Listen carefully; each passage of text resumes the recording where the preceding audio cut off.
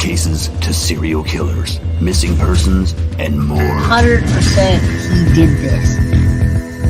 I'd go off into fantasy world. How much more lucky can you get that you're not on death row? You want to know what we know. My name is Jay. This is Guilty of Crime.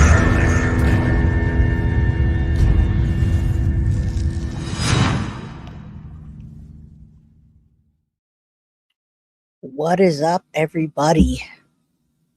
How are you doing? Yeah, another day in the life of Guilty of Crime. Another tough, well, same case, but more tough information. I'm going to say hi to everybody, and I'll put down the banner so we know we're talking about Sonya Massey. And now, if this were me, I would never say it the way it's stated. So if you read this, and I'm glad we're not having another George Floyd going on here, because we don't want rioting, we want justice. What's up, Spitfire Chef 821? I know you're going to be spicy today. I can see you in chat. How you doing, MM Clar and Cassie Philbrick, Sweetie Brookahire, my love Millie? What's up? Millie is one of my day ones. She's also from the Madeline Soto community. She's very deep and very dedicated, and she also knows a lot about the case, more than me. Now, I'll get to that in a little bit, and we're going to talk about Massie today. And the way it's stated here is a 36-year-old black woman was fatally shot by Sangamon County Sheriff's Office Deputy Sean Grayson, a 30-year-old white man, inside her Springfield, Illinois home on July 6, 2024. If the world were perfect, I would never even say anything about the color of skin, but it's not. What's up, Lauren W? Happy Monday. Glad to keep this case going. I have so much on this case. You guys are going to be overloaded, and I'm not going to do it all in one day. I've got hours of raw footage of Sean Grayson being booked. I've got footage of him being reprimanded at 2.5 hours of reprimanding, hour and a half of booking. I've got police breaking it down. You guys have no idea how big this case actually is. So today our topic is, why did Sean Grayson shoot to kill? And when we start playing the first clip, we're going to reveal, hopefully, we kind of know, but in this video, he reveals why he did it. But before we get to that, what's up, Carrie? I see you. Love you too. Before we get to it, I want people to understand that being a content creator comes with lots of responsibilities. So if you're thinking that you want to start a channel, make sure that you're a responsible person, first of all, and you have morals and ethics. All right. I started doing this, I think maybe I started the end of January, beginning of February 2024. We're in August right now. And so that's not that long. So I'm learning the ropes as I go. And as I go, I may start collaborating less and less with people unless my mods completely vet them and I know exactly who it is. Or I may just do like Grizzly True Crime and never collaborate with anybody. I'm going to do an Elijah Vu update. Now, Beyond the Evidence is a solid woman, and she's been searching for Elijah boots on the ground. Yay, I got Kai in here. What's up, Kai? I know you from OB. We're all potatoes. We're all snoopa-doopers and all that. So it's good to see everybody. I know it's a long, drawn-out beginning. And MM Clar and the beautiful, lovely Melly, as always. All right, while I'm talking, I'm going to just pull this chart up so we can see we're kind of wavering on responsibility of the police force and responsibility of being a content creator, folks. So there's a responsibility to being a parent. There's a responsibility to being a police officer. There's also a responsibility of being a content creator. And Millie, I think you said it best. I just want to clear this up real quick. And tomorrow we're going to do Madeline Soto, the Madeline Soto case, and I'm going to tell you what's really going on in the Madeline Soto case. I'm going to break it down for you. I'm going to show you where you can go to look for the files yourself, so you don't have to pay for them, so you can see the court dates as they change. I'm going to show you what's real and what's not. All right. So, Millie is one of the people that has been in the Madeline Soto community, boots on the ground since day one. I did tell you, I put on my community page. I'm going to read this and then I'm going to move on.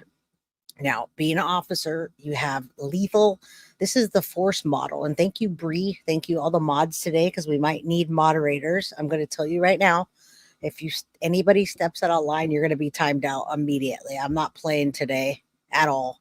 So please don't offend anybody or you're going to be timed out.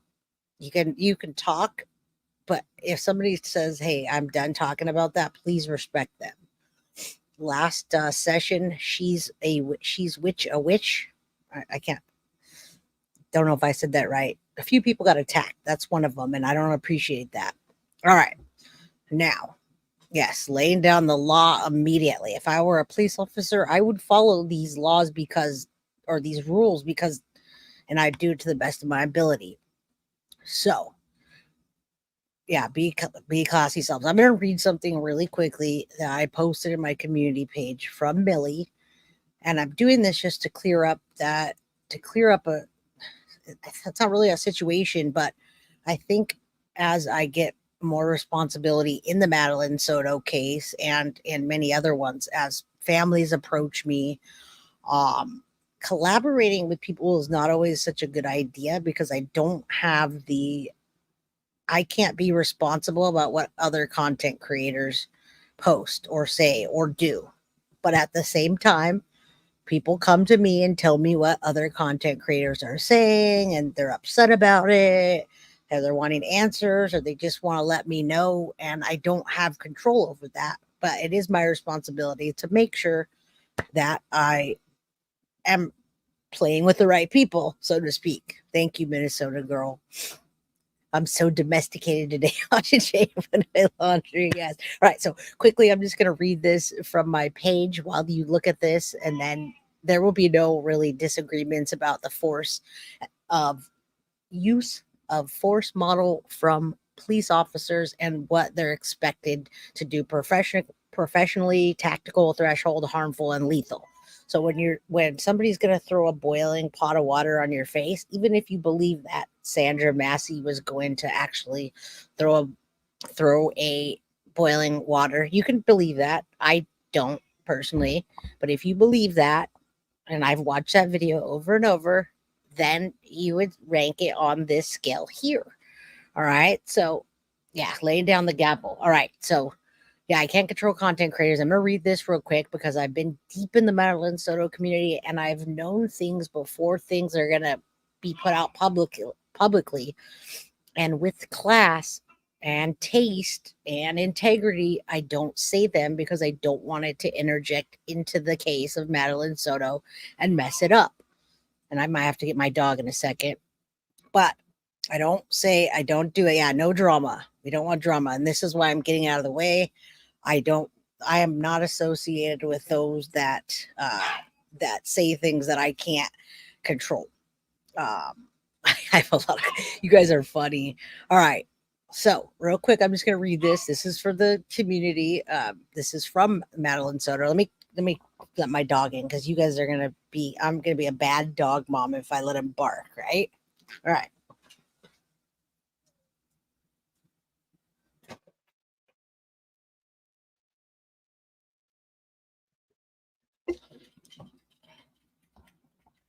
All right. All right. Do our best at all times. We can strive to be good, but we can't be perfect. All right. And Carrie says we're all aliens anyway. I'm going to get to you. I've got you. Okay. What's the message she sent you? I'll give it to you right now. So there's the police force, and the message Millie sent me says, "Good afternoon, Jay. I hope you find yourself well, as everybody that is an essential part of your channel and support your channel as viewers, mods, or a collaborator. I know that you have had collaborators in your channel that speak with no tact and are re-victimizing our children by the way they speak and expressing themselves, stating they have information that they don't even present to the viewers. I'd like to say I'm really grateful for the way you speak in your channel, and especially in the Madeline Soto case that you've been following from day one. I appreciate that you make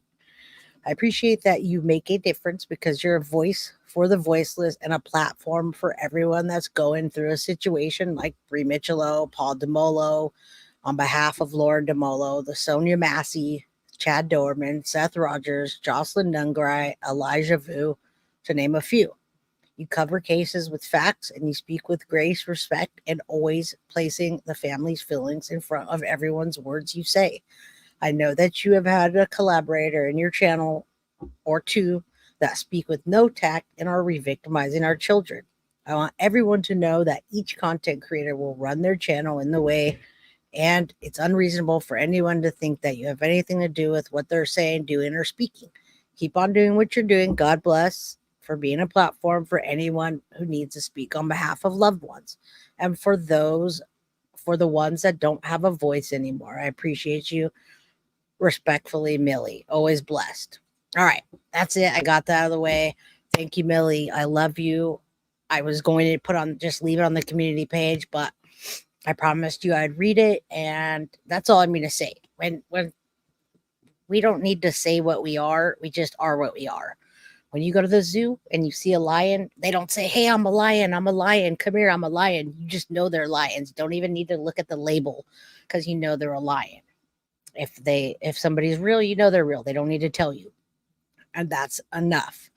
All right. So that being said, I'm going to stick to the facts of the case, and I'm going to tell you the real deal tomorrow about the Madeline Soto case and where we are, and let it be very transparent so that you can look for Madeline Soto updates yourself.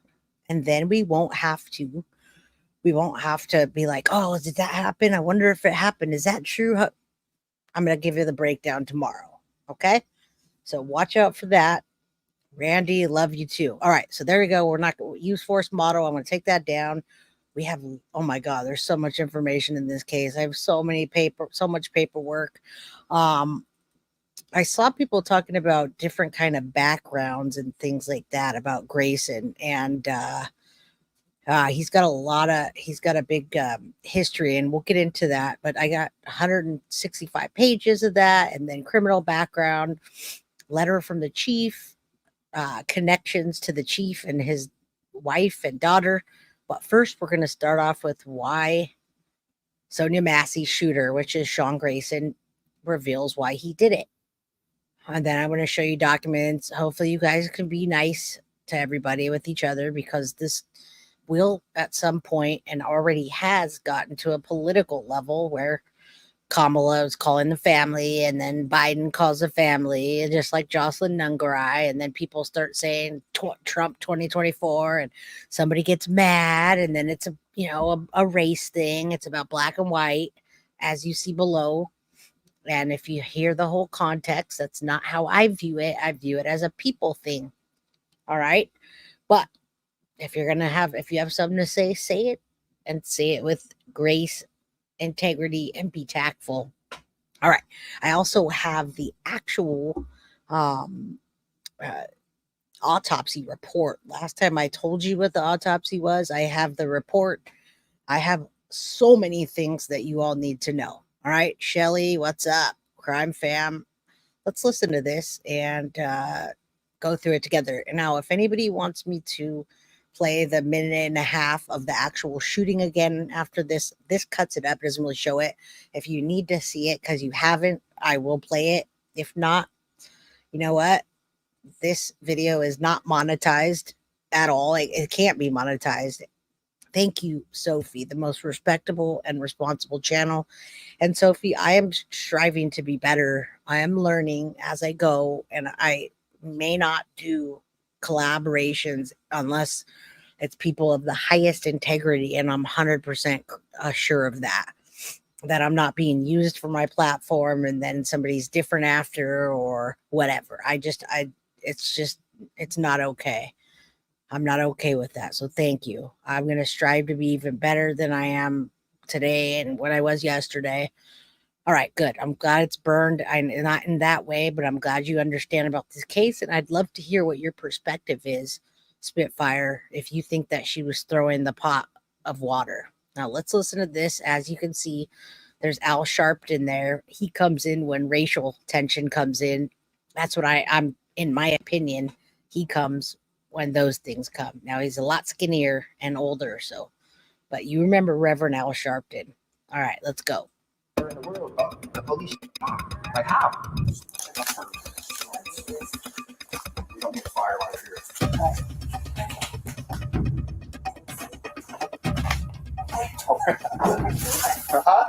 Sorry. Ever wonder what goes through a cop's mind before they shoot someone? Well, buckle up, because Grayson's about to take us on a wild ride through his thoughts when he faced Sonya Massey. Was it fear or something darker? Let's dive into this mess and see what's really going on behind that badge. So meet Deputy Sean Grayson, the cop who shot Sonya Massey. The story.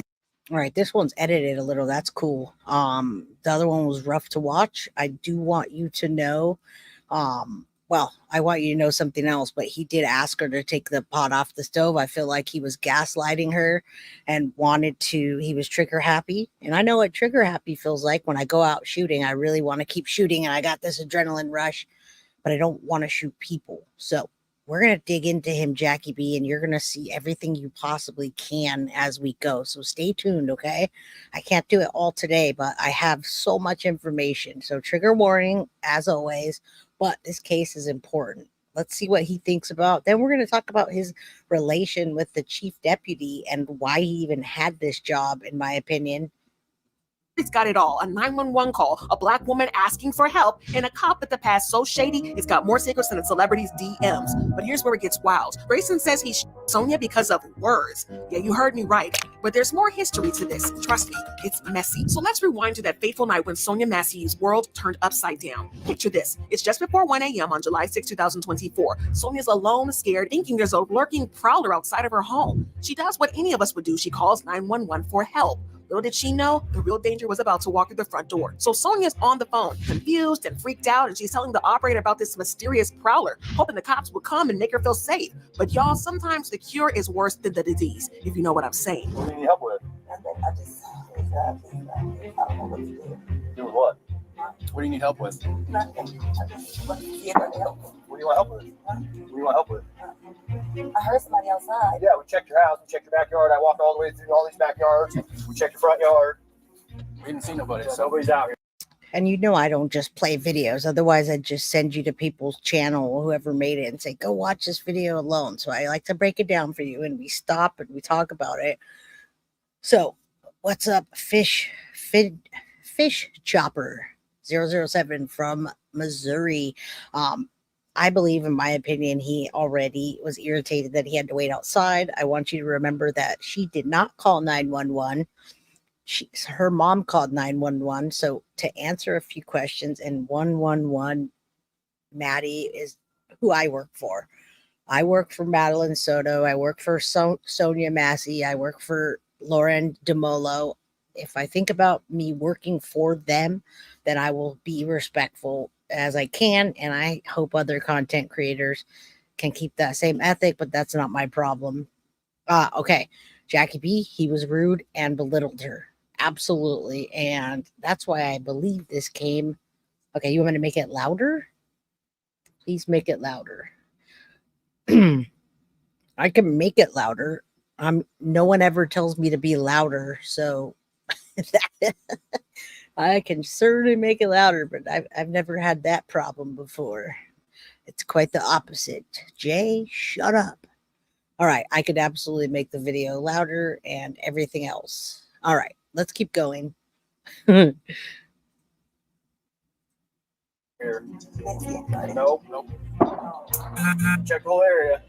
It took you so long to answer the door. Oh, I was trying to put us closer. I'm sorry. I got you. All right. Is there anything else we can do for you?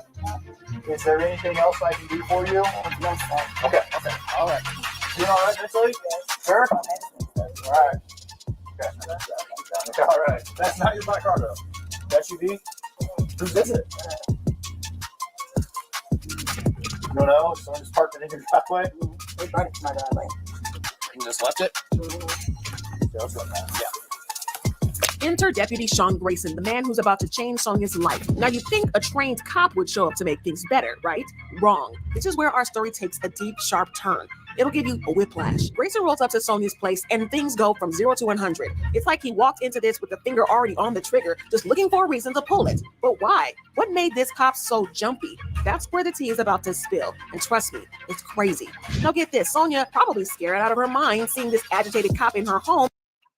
All right. And as we go, you got to remember some of the folks that were on here on Saturday, if you were here, were saying that he was probably fearful, you know, he was scared he was going to get boiling water, maybe way too high strung, if he was on cancer meds or after cancer. Well, we're going to go through his background. You're going to see why he probably did it and what he's saying. It's not any of those things, but we'll keep going. I think this lady is the one that had the right to everything. I think she had the right to not have them come in the house. First of all, she didn't need to give them an ID. She didn't need to do anything he said, and she shouldn't have been scared. All right. Said something that Grayson claims sealed her fate. She looked at him and said, "I rebuke you in the name of Jesus." Y'all, in what world is that a threat? But in Grayson's mind, those words might as well have been a loaded. Grayson starts yelling at Sonia to drop a pot. A pot, y'all. This is Sonya Massey case, and it's not more from Saturday. It's a complete deep dive into the case and into Sean Grayson, the police officer that shot her. So it's not more from Saturday, where you're going to hear a lot more. I guess it's more from Saturday, but not necessarily. It's like the Madeline Soto case. It's never ending. All right. And I'm good, Jamie. Thank you. Protect and serve, but he's out here cursing and threatening like he's in some kind of action movie. And Sonia, she's confused, she's scared, and this isn't the help that she called for. She's ducking behind the counter saying, "I'm sorry." Can you even imagine apologizing to someone who's threatening to shoot you in your own home? But Grayson didn't stop there. He fired 3 shots. Boom, boom, boom. One of them hits Sonia in the head. And you know what this cop says after he shoots her? Nah, headshot, dude. She's done. You can get it, but that's a headshot. Like he's in some type of video game, not a real person that he just shot. All this happened in just a few moments. 1 minute Sonia's calling for help. The next she's fighting for her life. And for what? Because she said, "I rebuke you in the name of Jesus"? Grayson claims he thought that meant she was going to him. But let's be real, y'all. Does that make any kind of sense? This whole mess was caught on body camera, showing how fast things went south. But there's something fishy about it also. Why didn't Grayson turn on his body cam until after he shot Sonia? What was he trying to hide? There's a whole lot of... This breaks it down for you folks as well. When we were watching the body cam together, we were having trouble figuring out whose perspective was what and whose tattoos went with what. Do you remember the tattoos and us saying, "Oh man, wait, what? Whose tattoos are those?" The initial body cam was from his partner, and then after that, it was his body cam where we hear him saying, "F that crazy bee." After he killed her, he walked outside and they said, "Do we have any suspects in there?" And he said, "Me, I'm a suspect." All right. So yeah, this is I believe that too. It's beautiful Sonia. I cried when hearing her gasping after ultimately being her life taken. He is the devil. He didn't console her. He didn't console her. He didn't try to say a prayer with her. Now, officers don't need to do that. But when you feel like you made a mistake, or you take somebody's life, and you most people have some sort of remorse. I know they're not peace officers, they're police officers, but it's just pure humanity. Thank you all for that. Yeah, hit the like button. He shut his camera off, and I believe he gaslit her as well. I don't know that he was thinking, "Oh yeah, I'm going to shoot her in the head 3 times," but he did, and he was so happy to do it. And what's up, my love, M.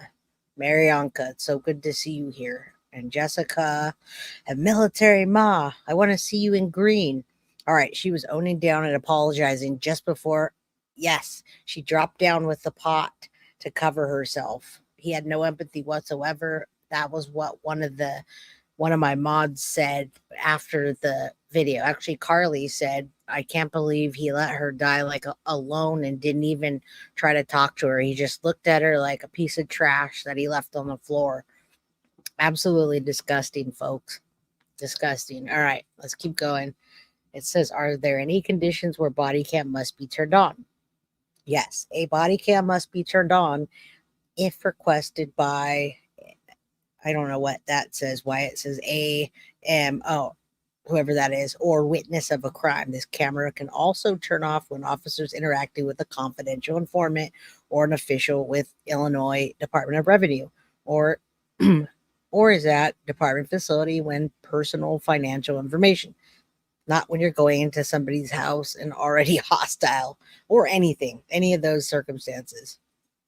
Questions that need answering. Now, I want us to get into Deputy Grayson's head for a minute. This man was really out here saying he was scared for his life because of some words. Not a weapon, not a knife, not even a frying pan. Words. And not just any words. I rebuke you in the name of Jesus. Like, since when is that prayer scarier than a...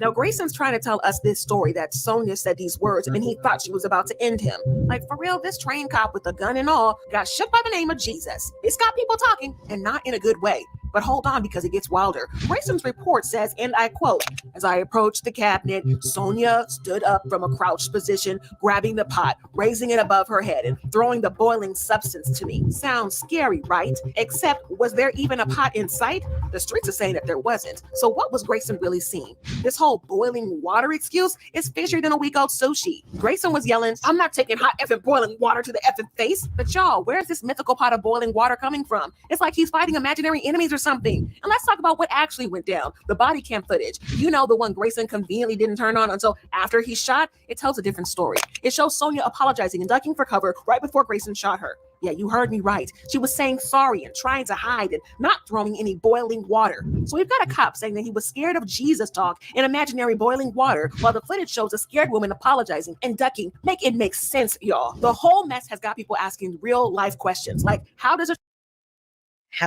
and we stop at that for a second. Look at how those folks were all looking at him. I know a lot of you saw that. And when we watched the video, everyone was like, look at how they're looking at him. Like, everybody was when they heard that excuse about what happened, they were shocked. They didn't say anything, but you can see the shock in their eyes. I didn't see disgust. His partner was scared.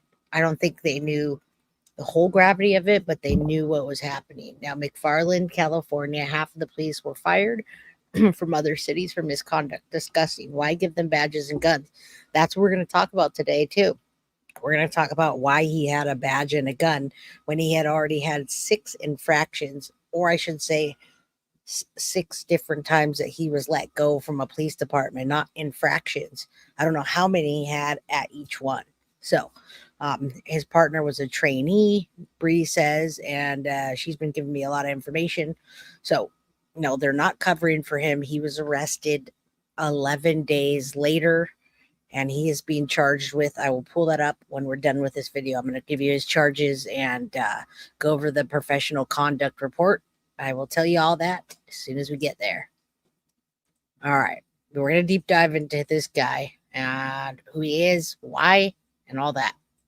The trained cop gets so scared of some words that he starts shooting? And why is he seeing pots of boiling water that really aren't there? It's like he was walking into that house already thinking that Sonia was a threat, no matter what she did or said. And let's not forget, this all started because Sonia called for help. She thought there was a prowler outside, and instead she got shot in her own home by the person who was supposed to protect her. It's enough to make you think twice before calling 911, and that's not how it's supposed to be. Now, some folks are saying that this is more than just Grayson and Sonia. They're saying it's about how cops see Black people, especially Black women. When a cop hears some words and thinks they're in danger, something's not right. It's like they're seeing threats that aren't there, and that's dangerous for everyone. This case is shining a light on some big problems too. How are cops being trained? Why are they so quick to see danger even when there isn't any? And how do we fix this so people can feel safe when they call 911 for help? Well, Grayson's wild excuse about words as weapons is raising eyebrows all over. And y'all, despite Grayson's wild excuse, that's just the tip of the iceberg. His past is even more shady. So get this, Grayson's been job hopping like it's going out of style. 6 different law enforcement agencies in just 4 years. That's more changes than the pop star's hair color. Something is not right here, y'all. It's like he just couldn't keep a job. Now you... This lady's funny, this content creator. I don't even know the name right offhand, but I'll drop a link afterwards. She's funny. She's definitely, she's got, it kind of brings it to the, so it's not so dark. Saturday was pretty dark, but military mob in the green soon. Good. want you to be on the next members only with us. So yeah, Springfield, Illinois. That is crazy. There's a lot of racism and homophobic people and a whole bunch of other. It's a different part of the country. I'm from California, so I can't speak for anybody, but you know what? After seeing this, it does make you scared to call the police. And I can't speak for all African American people or Black people or people of color. I am a person of color as well. That just means I'm not white. And it is a bit scary to talk to the police because you never know what you're going to get. But in Oakland, they don't ever want to call the police because they're really scared of police officers. So why they keep giving him a job. I'm going to tell you that next. I'm going to tell you why he had a job there. You're going to be like, that it gets worse. This job, this case has to be uncovered, and I'm here to do it with you all. You might be thinking, maybe he was just ambitious, but hold on, because that's not it. This man's got not one, but 2 DUIs under his belt. That's right, a cop with a drinking problem. These weren't just little oopsies either. His first DUI, it happened while he was in the Army. Yeah, you heard me right. He was serving our country and decided to get behind the wheel after a few too many. The military wasn't having it, so they kicked him out for serious misconduct. Yeah, but wait, there's even more. Grayson thought, hey, why stop at 1 DUI and went for DUI number 2 in 2016. At this point, you think that someone would have said, maybe law enforcement isn't for you, buddy. But no, he kept on going. Now, you might be wondering, how in the world did this man get a badge? Good question. Turns out Grayson was pretty open about his past. He disclosed it on his application to the Auburn Police Department. And now remember also, he disclosed it, but this comment here, I watched another video with him in custody, and they were setting up I'm assuming that's conjugal visit, conjugal. He has a fiance. We're going to talk about her, who she is, who she's connected to, and he thought he was going to be released the next day.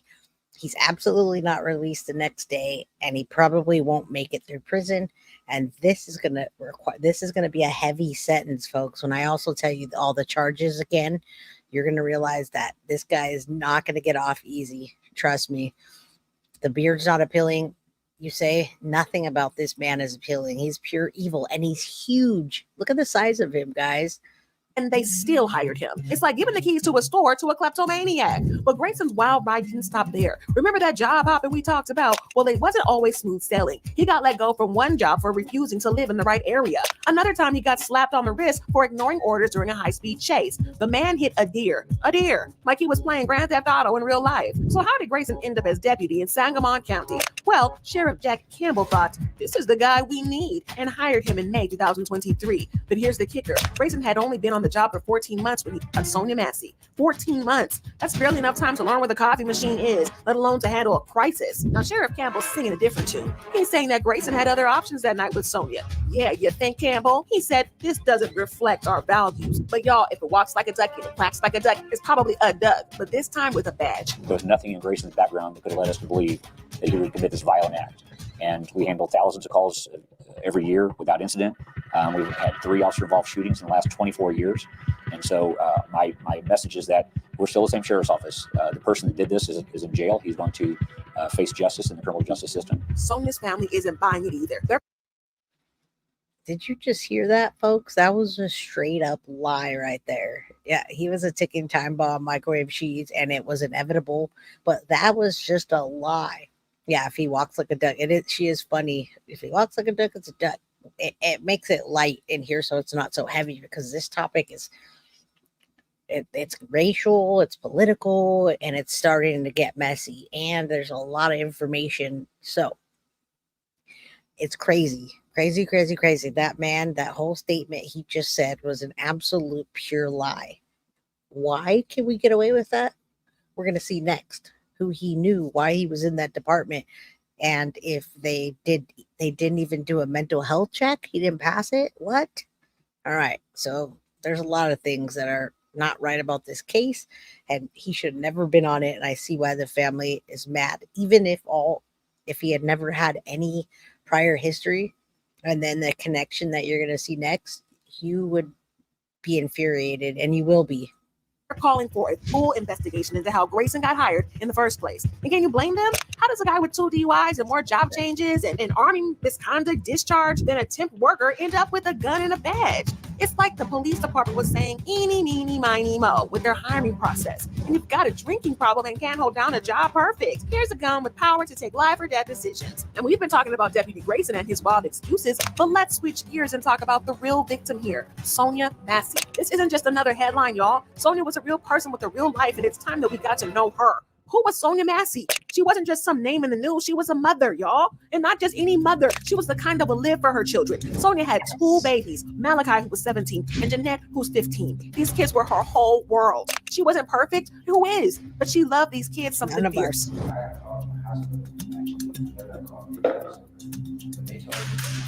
I can't hear it either. I don't.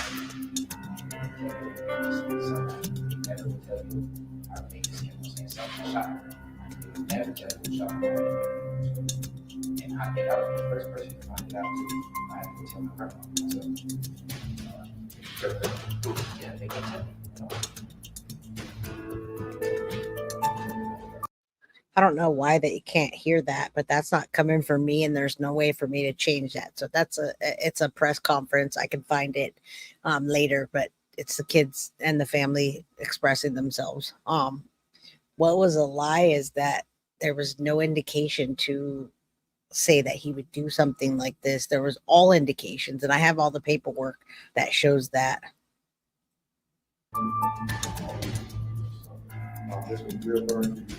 Now, Sonya did have her struggles, just like a lot of us do. The streets have been talking, and word is that she was dealing with some mental health issues. And it isn't anything to be ashamed of, but it can sure make your life hard sometimes. Her family knew about it, and they were trying to help her too. In fact, right before all this went down, they decided the kids would stay with their dad for a bit, while Sonya got the help she needed. But this is where it gets real. Sonya Massey's son, Malachi, bless his heart, was trying to get his mother into a mental health facility. Can you imagine being 17 and having to try to do that for your mother? That's some heavy stuff right there, but that's how much they loved her.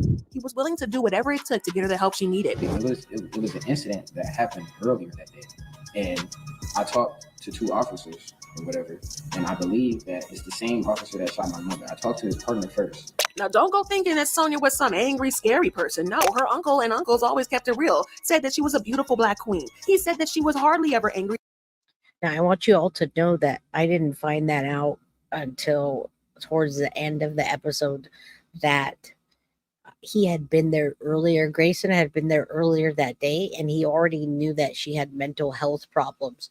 So when he was gaslighting her and saying to her, well, you called us, why didn't you come to the door? And all the things that he was saying to trigger her, he already knew. So did the paramedic that walked in. They're like, oh, what's her name? And she said Sonya Massey. They knew already because she was on their radar for calling into 911 the day before. That day, that same day, and then the day before, thought someone was trying to throw a brick at her. All right.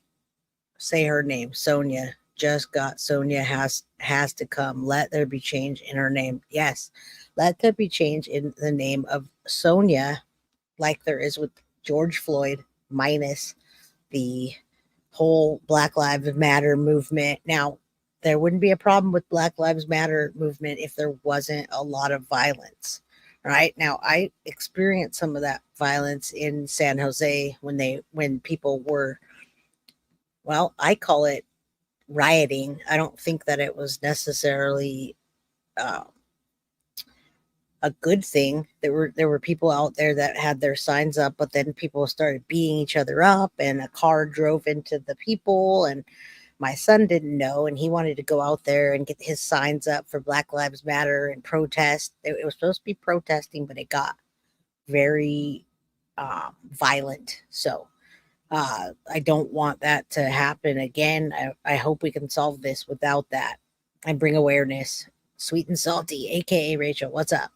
And thank you again to Lauren from Wisconsin for the super sticker, because this video will not be monetized. And always full of love. And that's the kind of person that we're talking about here. Someone who, even when she was struggling, still spread love. And y'all, Sonya had faith. When all this went down with Deputy Grayson, you know what she did? She asked him to pass her a Bible. In her darkest moment, she was reaching out for something to give her strength. That's the kind of woman Sonia was. I got some paperwork. Can you grab that Bible, please? Yeah. Hey, I just need your name so we can get out of here.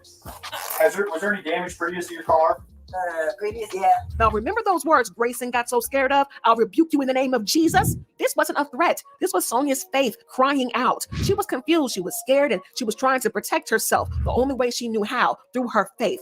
Ben Crump, the lawyer representing Sonia's family, said it best. He said Sonia's words show both her faith and her mental state at the time. But Grayson, instead of seeing a scared woman who needed help, saw a threat. And that's where everything went wrong. Y'all, Sonia needed help that night. She needed someone to understand what she was going through, to see her as a human being who was struggling. Instead, she got met with violence. She got shot in her own home by someone who was supposed to protect her. This isn't just about police violence. This is a big part of it, but it's about how we treat people.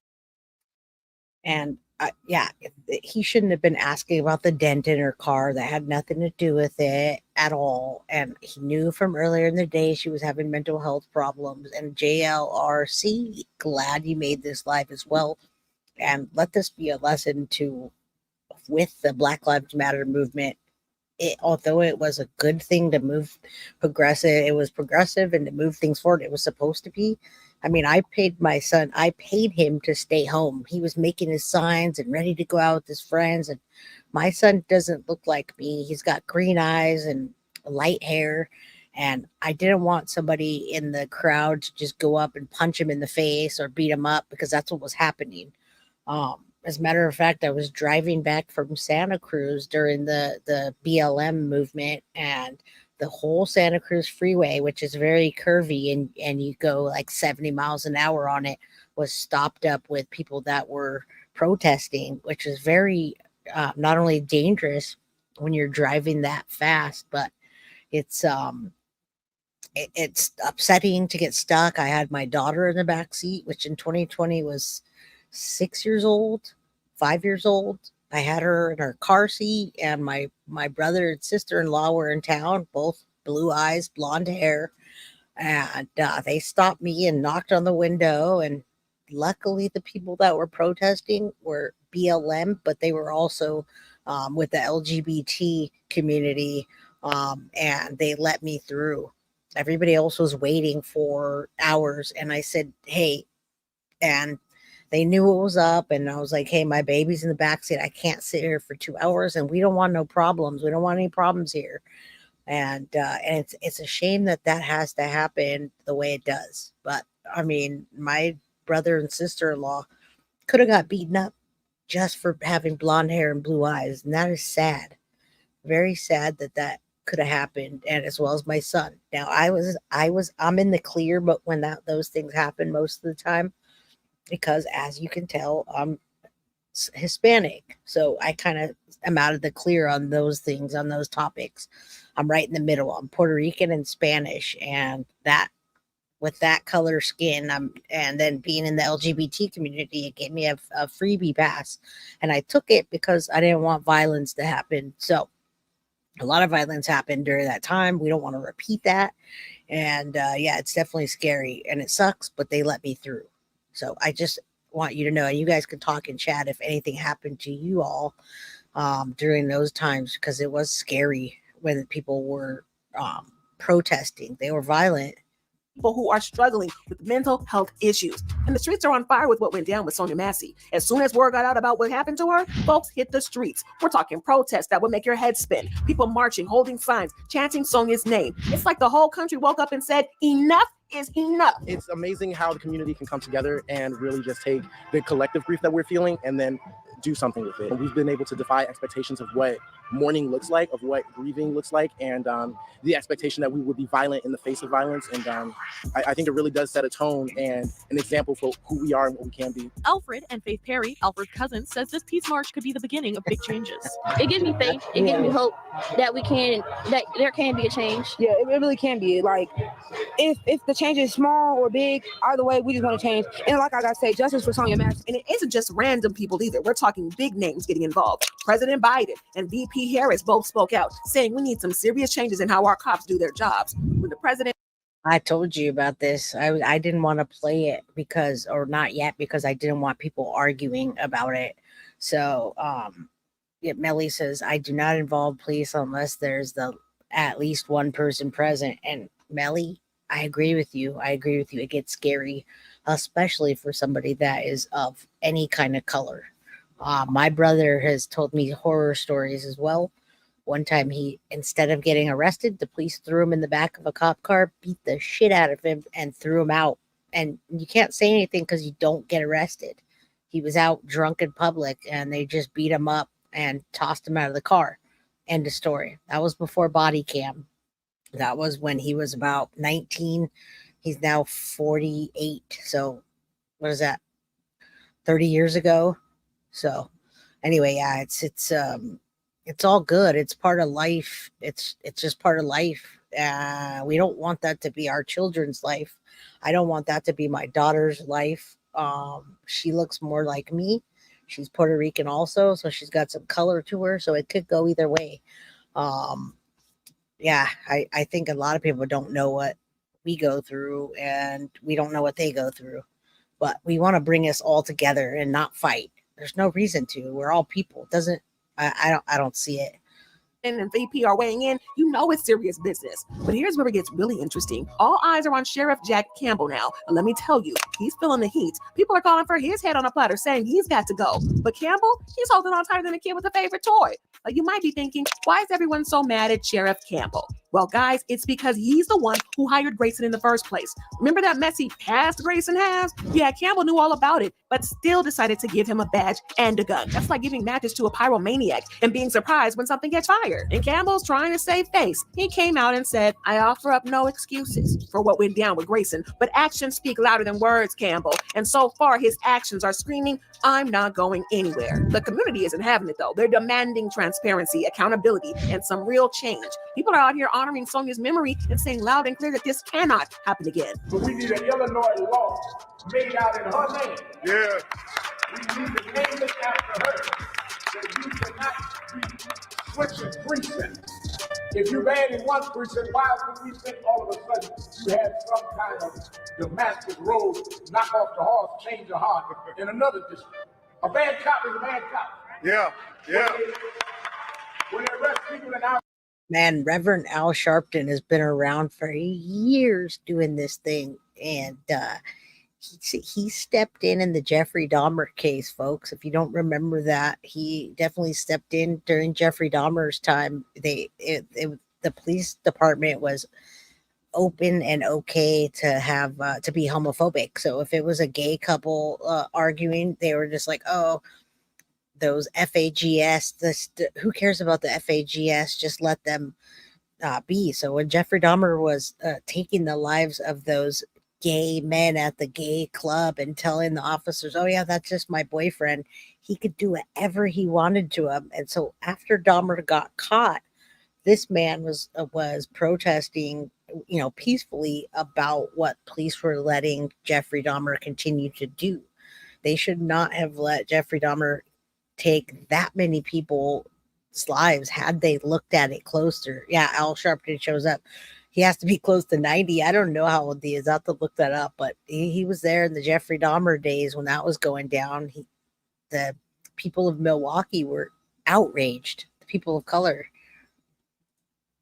Community, what is the first thing that you check our record? Yeah.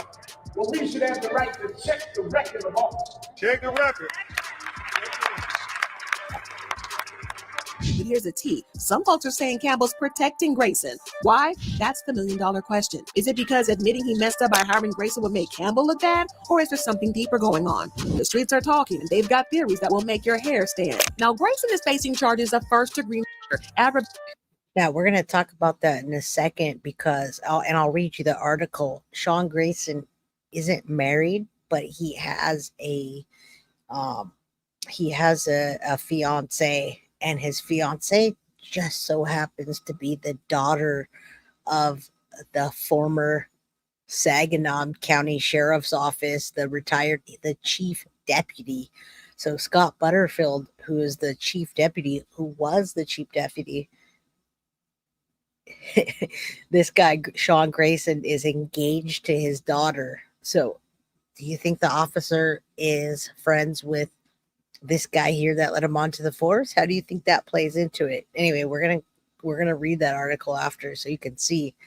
And did he pass his mental health test or not?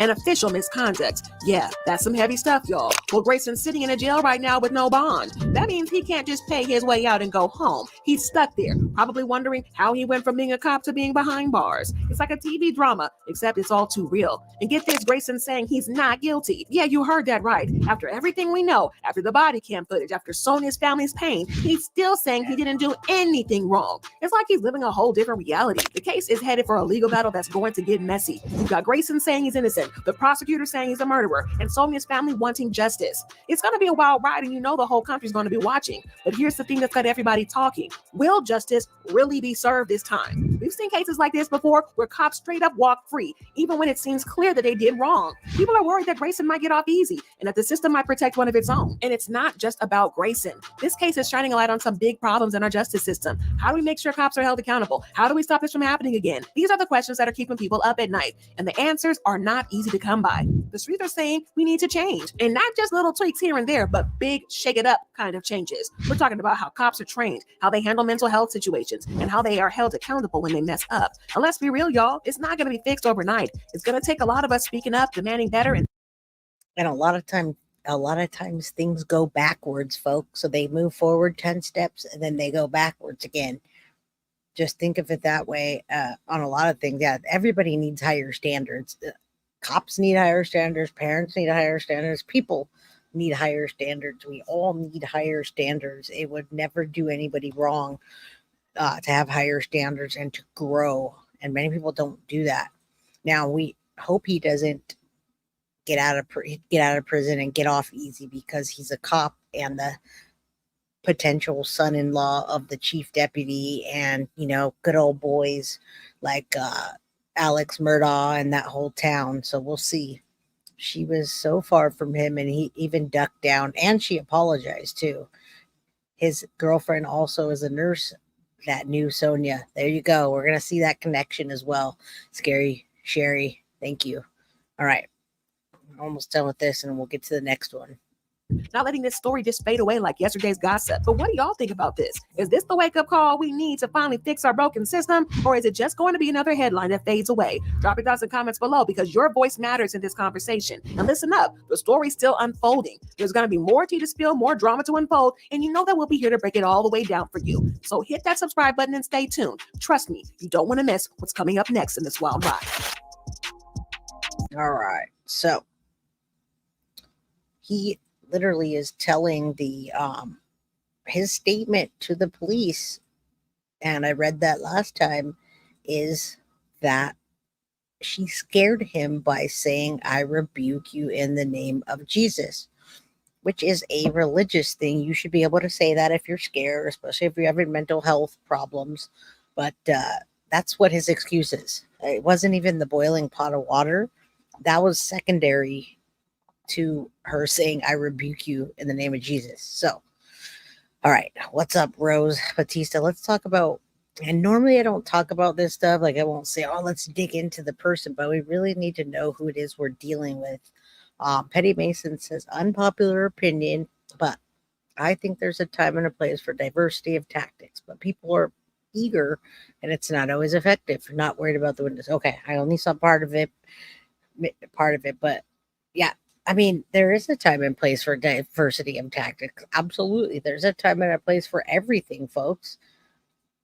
I'm going to sleep. Have a great night. Good night, Savage Barbie. I love you. You are a savage. All right. I just don't like people hurting people, all ages, sizes, shades of color, and people of all ages, sizes, shades of color hurting animals. I don't like it. We don't like animals being hurt either. It's okay to have typos too. All right. Let's keep going. I'm going to read you this. Sean Grayson, is he married? And new details about his case. Now, normally I wouldn't care if he's married or not, but yeah, it would make a difference if it wasn't the former chief of police at that police department. So it says more details surface in the connection, and then we're going to make the connection from Sonya Massey to his fiance, which Scary Sherry kind of told us in chat. Okay, so his connection to Sonya Massey shooting. Massie, a black woman, was allegedly shot in the head by former Deputy Sean Grayson. Now, everything's alleged, even though we've seen it, right? Grayson pleaded not guilty to Massey's alleged murder. Now, many are looking into his personal life, including if he's married. Here's what to know. All right, so Grayson's 30. He's not married. At the time of July 6th of Massey's shooting, we do know he's engaged to Isabel Butterfield, who is reportedly a nurse practitioner in Springfield, Illinois. Now, thank you, Scary Sherry, for telling us that, because you're welcome, Scary Sherry and Stella. So here's the connection and why Grayson knew who she was. Not only did he know who Sonya Massey was because he had been there earlier that day and had calls before, but he knew who she was because his fiance worked with her as a nurse practitioner, or worked and knew her. We're gonna get to that. All right. So they were supposed to tie the knot, it says, on October 19, 2024. So they had a date picked. 2 months from now, they're supposed to be married. According to the registry, there's no information on when the couple began dating or when they became engaged. However, the fiance is reportedly tied to the department he worked at when he responded to Massey's 911 call. A December 2020 post from the Sangamon County Sheriff's Office shows photos of Isabel with retired Sangamon Chief Deputy Scott Butterfield. Remember, Chief Deputy, and Sean Grayson's dating his daughter. In the photos, Butterfield smiles next to the other two women who appear to be his wife and daughter as he celebrates his retirement. Multiple reports claim that Scott is Isabel's father and Grayson was hired into the department. However, there's no concrete evidence yet that Grayson's connection to Butterfield's had anything to do with his job. Like I said, yet. All right. After Grayson was fired from his position as deputy sheriff, body cam footage of him was after allegedly killing Massie surfaced. The footage showed him asking Massie, and we already know this, how she was doing mentally, and he did ask her that in the beginning. I was a little confused why he was asking her that. Now we know that day he had been there and he knew. All right, so the questions led to the reports Massie and Grayson may have known each other through his fiance before he came to her house through their connection. And we're going to play that next. It hasn't been confirmed, but listen. I'm going to play this video after. Neither Isabel Butterfield nor her family has publicly acknowledged the shooting or Grayson's ongoing charges. All right, so now we're starting to piece together this guy and that he actually did have a connection to her. We know for a fact that he was there that day because of her mental health. So this is going to talk about the connection between Sonya Massey and Isabel Butterfield, the fiance of Sean Grayson. We're going to listen to that so you can get an idea. And we're doing this so that you understand the gravity of this. This is not just... Actually, as a matter of fact, this cop should have had more compassion for this woman, knowing that she had mental health issues, knowing that his soon-to-be fiance knew her, etc., etc. All right, so let's listen to this and hit the like button if you would as you drop out. I've got 140 in here right this very second. It bumps up to 145, then it bumps down. Now, when I do the Madeline Soto case tomorrow, there's probably going to be 500-600 people in chat. But Madeline Soto, we love her. We pray for her. Everybody is equally. The time needs to be distributed equally for these victims. So, again, I'm not. I cover Madeline Soto every day, so I could have 10,000 views if I wanted to have no class or integrity. But that's not how we do this channel. And if you're on here, the people that have emailed me, if you've emailed me and you want me to cover a case and I'm getting to it, I will get back to you and we will cover it. Or if I need to update, I will update. We cover all cases, and I'm here for you to cover the cases, big or small. And in the meantime, I cover these cases to bring awareness. So, all right, 100% he's a done. Let's keep going and listen up about the connection between Sonia and Grayson's fiance. To leak out in the cracks of the Sonya Massey story, huh? Information is starting to leak out in the cracks of the Sonya Massey story. So I've been in these streets and I've been trying to do my homework. I've been Googling and everything. So I looked up who Sean Grayson's wife was because she kept coming up a lot. Her name is Isabel Butterfield. Yeah. Did y'all look her up? Isabel Butterfield daddy, guess who he is? Isabel Butterfield daddy is Scott Butterfield. Huh? Scott Butterfield used to be a chief deputy of the sheriff department. Guess what Sean work at? Huh? Did you get Sean a job? Inquiring minds want to know. Now, that's not the only crazy thing. I looked up Isabel Butterfield and Sean Grayson, and guess what I found? They just got married October the 19th, 2024. Why? Because this is... Wait, it's not even October 19th, 2024, so I'm not really sure what he's saying because that hasn't happened yet. But his girlfriend's profession is a nurse practitioner, which I just read before that. So, maybe you're doing something different. That's okay. But yeah, she's a nurse. All right. Wednesday, Ophelia says the police response to downtown Oakland. And I'm glad that you know about Oakland Wednesday, Ophelia, because I am right there right by Oakland. I'm in San Jose. It was one of the wildest things ever. They had cops all the way from Gilbert. It was like the military. Yeah, that's crazy. I'm right there with you. All right. It's not October. You just said that, but it's okay. We're trying to connect the two.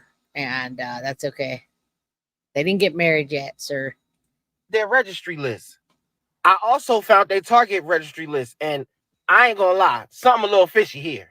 You mean to tell me that you're gonna pay $50 for a set of Harrington flatware, but you're gonna pay $32.99 only for a damn toaster? And why the hell you got 2 cake mixing bowls on your damn registry? Who you think you is? A goddamn Anita Baker? We also did a little bit more digging and found out where Isabel Butterfield works. And y'all ain't gonna believe this. I started doing some digging and I realized y'all said that Sonya had on a hospital bracelet. I looked up the closest place where she could have got medical care to her house, an 8-minute drive away. And guess what we ended up at? Capital Community Health Center. And guess who worked there? Isabel Butterfield. Now, the reason this got me thinking is because I remember when this cop first walked up to the door, he said, "You doing all right mentally?" Yes. Sure. My medicine and stuff. All right. Why would he ask her that just out the clear? That's what I was wondering too. I was super confused why somebody would say that. Why would they say, are you doing okay mentally? Now we know. And he's going to tell us. I love this guy too. He's crazy. He's just like very intriguing, but we are not in October, sir, but he's given us the tea, and it's important in this connection. And if you emailed me, I'll start. I've got a list started, and I got to continue it for cases. So I don't know about the Giovanni case. If you emailed me and I haven't responded, go ahead and email me back. All right. Clear blue. And another thing that's kind of getting me up here in the mind, and this is just me now. This is nowhere else in TikTok, but I just want y'all to listen and hear me out. I'm thinking from the perspective of calling the police. If I called the police, why wouldn't I be dressed already? Now, I know y'all don't know where I'm going with this. Could it be that something happened allegedly between Isabel Butterfield and Sonya Massey at that place, and she left and went home because she didn't even take the bracelet off? When she left and went home, could it possibly be that the police actually, especially Sean Grayson, who I'm talking about, actually caused the situation in the backyard, and then they took the call, which is why she didn't even have a chance to get clothes on? Because if I heard something in the driveway, wouldn't you automatically get dressed and at least try to be prepared just in case they try to come in the house? Wait a minute now.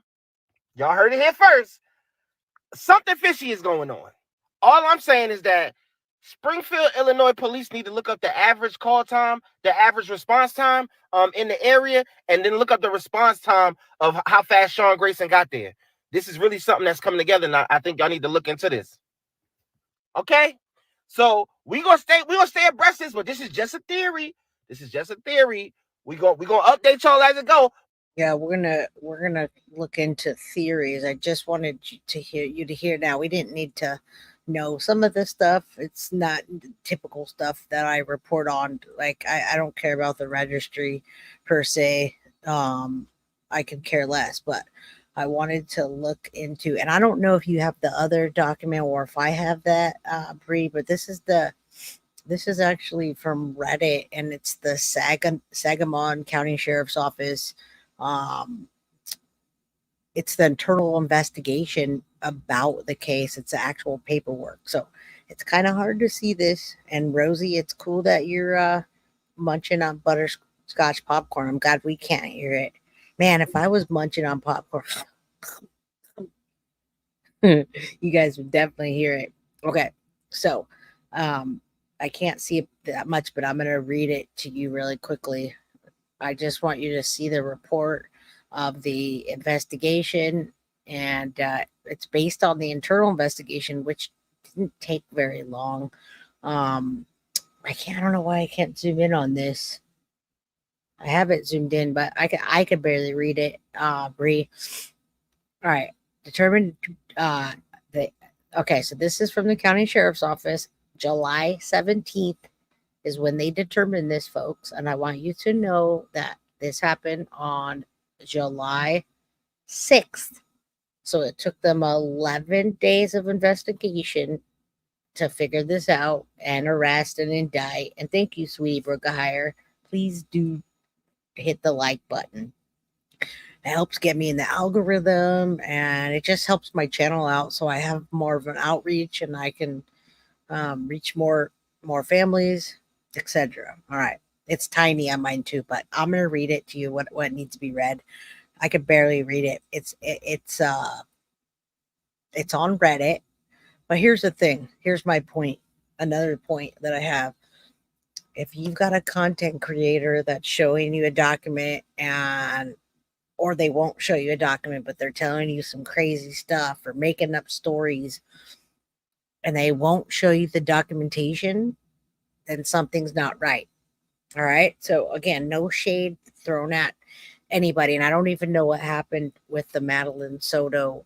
There was a Madeline Soto call-in thing that hit the internet on the T-Rab show. It caused him to go off the internet for a whole month.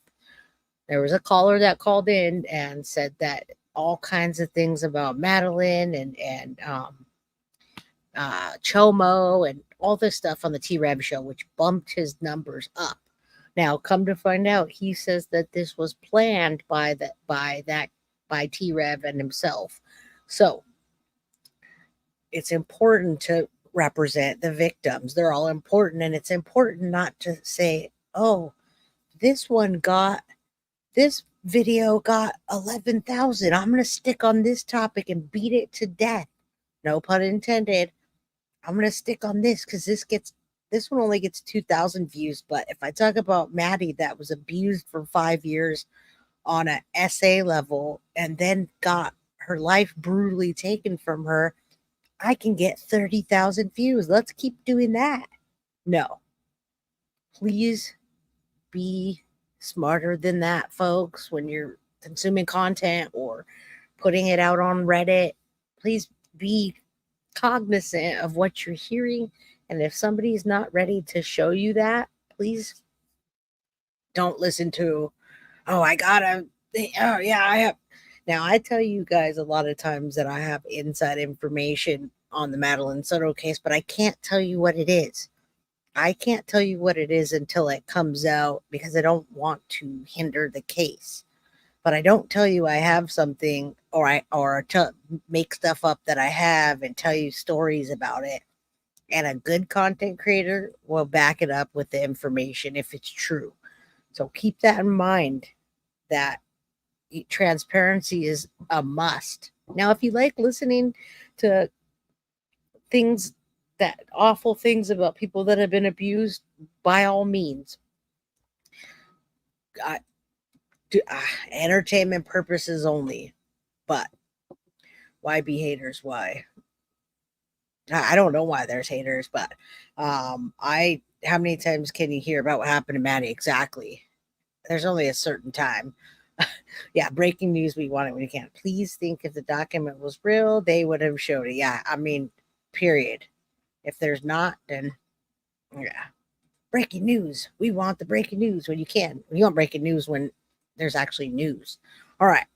So this document talks about it's his 11 days later, their internal investigation, use of force. Deputy Grayson immediately was escalated to deadly force based on the decedent stating, I rebuke you. And now this is his reason. That's the whole point of this show today is he escalated deadly force based on the decedent stating, I rebuke you in the name of Jesus when Deputy Grayson pointed his firearm at the decedent. She was not making any aggressive movements, only talking. The body camera video shows that inappropriate escalation of force set in motion a series of events that led to Deputy Grayson shooting the decedent in the head. Based on the decedent's non-aggressive behavior, the circumstances existed for Deputy Grayson to attempt non-violent strategies and techniques, and his failure to communicate or use less than lethal alternative led to the death of Miss Massie. And they've got the policies in here of what he did. Now, this is from the Sangamon County Sheriff's internal investigation. This is them watching the video like we did and interpreting what happened. All right. So when we're interpreting what happened, we want to interpret it however we want to interpret it. But this is interpreted from internal investigations of a police department. I don't know what higher ups were involved. There's a signature at the bottom. But when you watch the case, when you watch the video, their determination says she did nothing wrong and he used excessive police force in layman's terms, all right? So he violated a standard of conduct. He failed to conduct himself in accordance with Illinois state law in the policies of Sangamon County Sheriffs by unnecessarily escalating to deadly force. Policy 3.15.8, standard of conduct. Deputy Grayson's verbal statement and communication with the decedent brought discredit to their office. Policy 418.6, activation of audio video recorder. Deputy Grayson did not activate his body-worn camera until after he shot the decedent. Policy 422, medical aid and response. Deputy Grayson did not render aid to the decedent and verbally discouraged the other deputy from rendering aid. Last, insubordination. Deputy Grayson deliberately refused to answer questions during the internal investigation, even after ordered so by Lieutenant Wes Wooden. Okay, so I just want you to hear that from this side because there was a little bit of a debate, and it's fine because we still we can still have a debate about what we saw. We can still do that. Cindos, morning. Hope I'm not too late. It's 5:13 in the afternoon here. Good morning to you. All right, so the debate ends at this paperwork and him being charged with that, and then he'll go to trial. And in between then, we'll cover this because this is a serious offense, and on so many levels, it's so many levels, it's just political, racial. I mean, you could see the tension in chat. I see the tension in chat, and I'm just going to keep going. So I'm just going to read you what I have, and that's it. All right. So Chief Deputy Mayfield. So they got the case number here. The conclusion, I concluded my investigation into the complaint was initiated by the county sheriff administration, Sean Grayson. The investigation was conducted to a call for service at the house on July 6th. We don't need to put that. And then they list that what I said, use of force, standard conduct, 2 different policies, portable audio. He didn't have his body cam, no medical aid. Now you got to remember his partner wanted to render aid, and he said, don't even waste your first aid kit. She's done. All right. So what's up, Robin Bennett? Good to see you. I love seeing new people in here, or people that aren't lit up in green. All right. So, think of it that way, folks. He told the guy, don't even get your first aid kit. That's part of the policy. Whether you think she's alive or not, you guys were with me. You heard her gasping. You heard her gasping for air, correct? And he told the guy to leave his first aid kit in the car. There's no reason to try to resuscitate her. What? I think my dang payment didn't go through. If I'm in green, someone must have gifted me. You are in green. Someone did. Duty Ron. What do we got here? Duty Ron had some things to say about this case, and he was mad. I bet. It's horrible. All right. His partner was shaking and mortified. All right. So let me get through this document because we have so much to cover in this case, everybody. All right. Do you guys want to hear his statement? Findings. After reviewing the interviews and evidence, I've determined the following. All right. Now they gave that according to the deputy.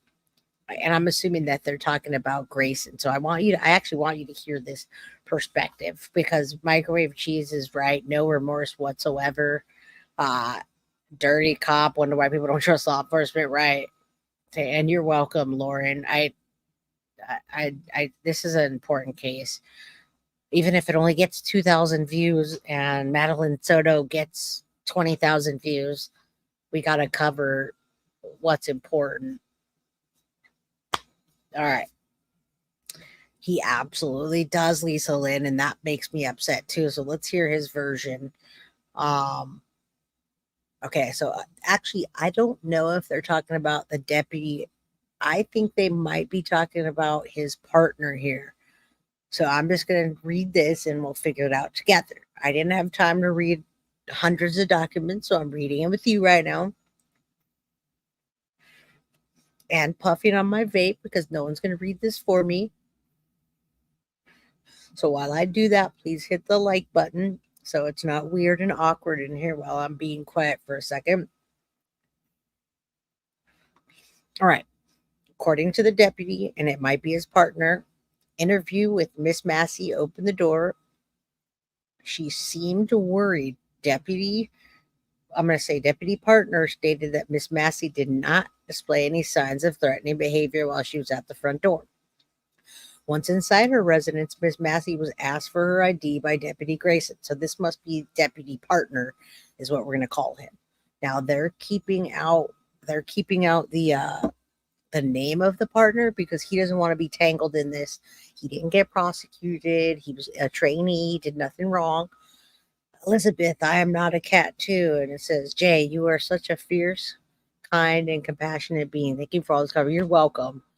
You're welcome. Absolutely. And thank you, Lisa Lynn, for letting me have a little break here because this gets rough. And I just got off work today too. I went to work today. My daughter's not feeling well. She had a fever this weekend. After all the school shenanigans, she got sick.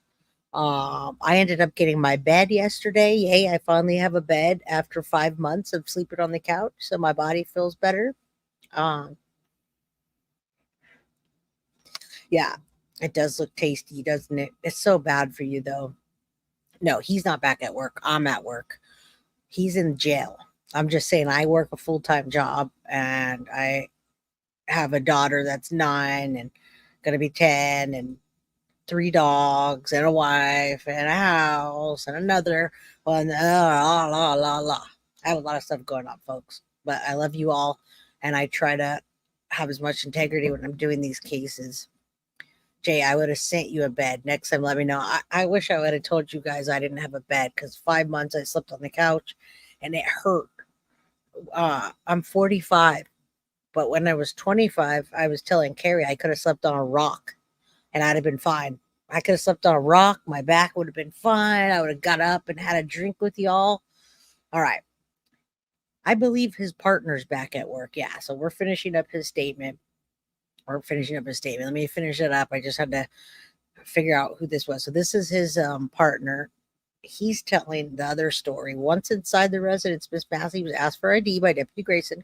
According to Deputy Partner, interview with Miss Massey did not display threatening behavior. So he said that twice already. They got to the front door and Sonia didn't display threatening behavior. Once inside, Sonia did not display any threatening behavior. While attempting to retrieve Miss Massey's ID, Deputy Grayson pointed toward a pot of boiling water on the lit stove in the kitchen. According to Deputy Partner interview, when asked if he felt threatened by the pot of boiling water, he stated, "Not necessarily. Just out of force of habit, I did. Once she started walking that way, I walked the other direction." Deputy Partner stated that he did not stop Miss Massey from walking behind him to the pot of water because he simply thought she was going to turn the flame off. Deputy Partner stated that as Massey walked behind him, she did not threaten him or make any threatening or furtive movements. As Massey walked to the stove, Deputy Grayson stated, "We don't need a fire while we are here." Massey responded, "Right." So, that being said, folks, he's the one that told her to turn off the flame. Millie, yeah, his partner may need therapy. Sunshine, not necessarily. That could mean, well, I have to look over my shoulder as a cop when somebody's walking that way and I know there's a fire in a pot. So not necessarily. I don't quite understand that. Maybe he was feeling tension in the room. Maybe there was tension in the room from Grayson because Grayson was kind of making it that way. I think other cops are outraged. I don't know if you saw the guys' faces and the partner shaking. He was shaking and like he kept saying, "Fuck, fuck, fuck." Like he was just really, yeah, I don't know if his partner's back to work because we don't know who his partner is. And I'd like to keep it that way. Hopefully we don't hear about him for a while. We don't want heat on him. Anyway, all right. So Grayson is the one that told Sonia that we don't need a fire. And she said, right. So she went to go turn it off. This is from Partner. Massie walked to the stove and turned the gas off. She then put oven mitts on and carried the pot of water to the sink where she turned the faucet on and appeared to add more water to the pot. Now, what does that mean when you add more water to the pot? I do that all the time. When you add more water to the pot, it's so that the water's not hot. It cools it down and stops it from boiling, okay? So she pulled it off the stove and she didn't want to have any issues, so she put some water in it, which we didn't see. Oh, wow. Thank you. I didn't even see that. Thank you, Scary Sherry. You're so sweet. Thank you. Thank you for the 1999 super chat just for being you. Thank you. And you could have said any comment you wanted. Thank you. All right. I didn't catch that, and now I did. You guys, I'm like, what is chat talking about? All right. So, not only did she not try to throw hot water at him, but I didn't even know that she put water in it to cool it down, folks. All right, so this stuff's good. She turned off the gas. Okay, this is where she walked to the stove, turned the gas off. She put oven mitts on so she wouldn't burn herself, and then turned the faucet on and appeared to add more water to cool it down. It doesn't say that, but that's what you do when you add more water. It probably was starting to boil to the bottom. At the time, Deputy Grayson and Deputy Partner stepped back. Miss Massey said, "Where are you going?" And Deputy Grayson said, "Away from your hot, steaming water." Miss Massey stated, I'll rebuke you in the name of Jesus." Deputy Grayson responded, "Huh?" Miss Massey repeated, "Rebuke you in the name of Jesus." At that point, Deputy Grayson put his hand on the firearm and said, "You better effing not. I swear to God, I'll effing shoot you right in the effing face." Now, there's no edits on this. And then in Deputy Partner's interview, he stated when Deputy Grayson made that statement to Miss Massey, the situation did escalate. And we saw that. So Deputy Grayson drew his firearm, pointed it at Massey, and yelled, "Drop the effing pot, drop the effing pot." Miss Massey took her hands off the pot and raised them, leaving the pot near the sink. So I don't know if you guys heard that or not, but this is the statement. This is the statement that the officer's giving. So no matter what however we look at this, folks, however we see the video, now we've got a statement from the partner that was there, and we've got a statement from the the Office of Investigations that investigated this. All right. So this is crazy. It's good to see this though, because I was like, okay, did she do that or did she not? So she took her hands off the pot and raised them like this near the sink, and she raised her hands and put the pot near the sink, and then she crouched down. See, I thought that she had the pot and crouched down with the pot. I couldn't see over the counter. So I'm just saying, this is what I'm saying now. So she took her hands off, left the pot, put her hands up, crouched down. Deputy Grayson then walked around towards her. So he didn't back up to not get hot water thrown at him. Deputy Grayson walked towards Miss Massey, and then he walked directly in front of Deputy Partner, who also had his firearm drawn and pointed at the direction of Massey. Deputy Partner body cam footage does not show Miss Massey crouched down due to Deputy Grayson stepping in front of him. So we don't see that, folks. We see her dropping down, but we can't see anything else. This footage shows that it shows the back of Deputy Grayson, as it appears that he fired multiple shots towards Miss Massey. Deputy Grayson's body cam footage shows that as he walked towards Miss Massey while she was crouched behind the counter, she grabbed the pot of water and raised it up.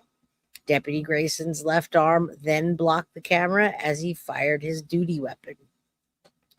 All right, so statements made by Deputy at the incident that he was already getting irritated. He said, "Are you coming in the door or not? Hurry up." Sheriff's office, we're the one that called you. You shouldn't have to think about your... Oh, wow. So they're showing all the statements that he said, folks. Multiple WTFs, right? In defense, I thought that too. In defense, she raised the pot because he was like this towards her. You could see her hands in the air. Not only that, she apologized. And he should have never entered into the house. You shouldn't be able to enter into the house unless you say, "Hey, can I come in the house specifically?"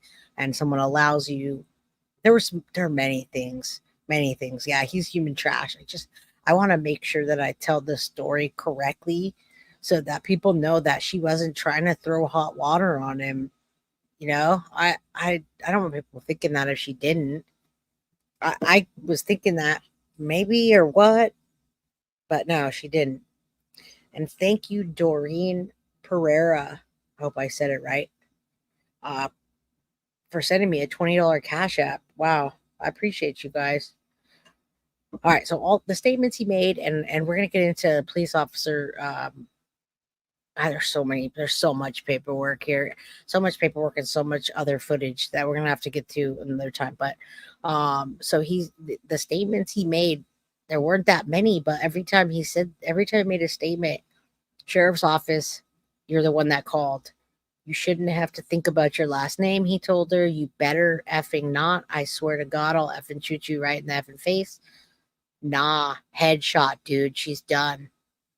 And then when she's dying, he says, let her just. There's nothing we could do, man. All right, I'm not even going to waste my med stuff then. That's the kit. They were supposed to try to resuscitate her, but he didn't want to waste his kit. When asking about the suspect's info, he said, me. Someone said, who's the suspect in the house? He said, me. All right. And then, so this is all like what they've got on body cam and the answer or the response from the partner. He also says, yeah, I'm good. This effing bitch is crazy. And then he says it effing happened so GD quick that we didn't even have time to call shit out. But it was me. Shit out. But it was me and dipshit. So he called his partner dipshit, which we heard. All right. So then Deputy Grayson didn't activate his body camera. Deputy Grayson shot Massie, stated he was going to get his med kit. Grayson replied, nah, headshot. Deputy Grayson stated, let her be. And then pointing to firearm 50 seconds after her shot. Approximately 3 minutes and 40 seconds to go between time Deputy Grayson and Sonya Massey, and he walked back inside the residence with his med kit. So he went and got his med kit anyway. And then Deputy Grayson refused to answer any questions during his internal investigations. Now, I'm telling you what he got charged for. He got terminated, infraction that would trigger an official or formal investigation, violation of agency policy, official misconduct, violation of the law, an act that would constitute a felony or misdemeanor, exercise excessive use of force, engaging in unprofessional, unethical, deceptive, or I can't read that. I know he got a first-degree murder charge, which I don't see here. Let's see. Oh, here it is. Deputy Grayson was involved in OIS. He was indicted by a grand jury. So you got to remember there was a grand jury involved in this. They presented evidence, and the grand jury indicted him for first-degree murder, aggravated battery with a firearm, and official misconduct. All right. So that's that. Let's pull that down. I'm going to go over the autopsy real quick with you. Autopsy report. I don't think it's too, if I can find it. Wow, there's so many things in here. I don't think that's it. I had it. Let's see. Maybe I won't go over that today. They're all like named the same. Okay, there it is. Sonya Massey report. Okay, let's look at this real quick. It's not like anything terrible, but I told you I would read it just so we know rather than just the news station. And I want to make sure that I have this documented here. All right. So this is the report of post-mortem examination that they did on her. I mean, we obviously know how she died, but they have to call it official cause of death and what she had, etc. So we want to look at that, and then I'm going to get into the next portion, which will be talking about the Massie shooting, and it's from a civil rights lawyer. I think that's important, and then today that will wrap that up. We still have another like half an hour to go, so I hope you guys are here for a little bit. Sue, even if she did throw the boiling water at him and hit him, still wouldn't have the right to do that. Not life-threatening. Exactly. Some people would say that it is, and that's crazy. I think there was a lot of opposition on Saturday. It was interesting how chat was going. Chat was, and you're welcome, and chat was a little bit funny on Saturday, and I feel like people were arguing about the case, and that's why I want to make sure that I let you guys know what's the truth about this case, not just speculation, or not just I see a gray dress, that I see a gray dress, or I see a green dress, whatever that is, those color things that you can't tell on everybody's perspective. I don't want a certain perspective. I want the truth. So this gives you the truth as much as possibly can.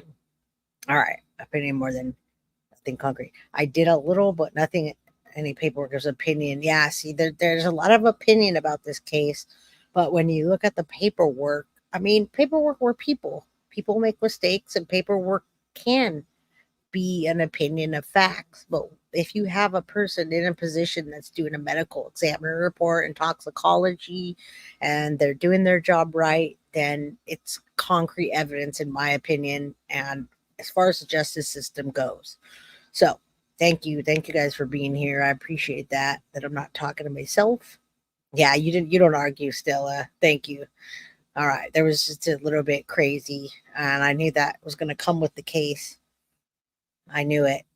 All right. Nicole is your niece. Well, hello, niece Nicole. Thanks, sweetie, for bringing her here. All right. And Tracy, thank you. All right. Her toxicology shows THC gabapentin. Yep. And remember, the THC that they showed in her system is like Delta 9, which a lot of times you see the Delta 9 in the gummies and certain strains that they do. It's not like she was rolling blunts, which wouldn't matter anyway. Weed is completely legal. All right. I'd love the paperwork. I'd rather see it. Well, I can't extend that for everybody, Nicole, but if you want to email me, you can. But last time I offered to email the paperwork, I was knee deep in emailing people paperwork. So my email, I'll drop it below. Nicole, if you want to email me, let me know what you want to see. All right, let me take this away. Let's look at it right now. All right. Make sure I'm on the right freaking page. All right, we are. Thank you, Jojo, for putting that up. I don't know where Carly is today. Has anybody seen Carly? All right. All right, so female, race, black, address of decedent, and they give that. Date of autopsy was on the it was 2 days later. So she passed away, I should say she was murdered on 7/6/24, and then her autopsy was 2 days later on 7/8/2024. They gave her a time of death at 1:47 a.m.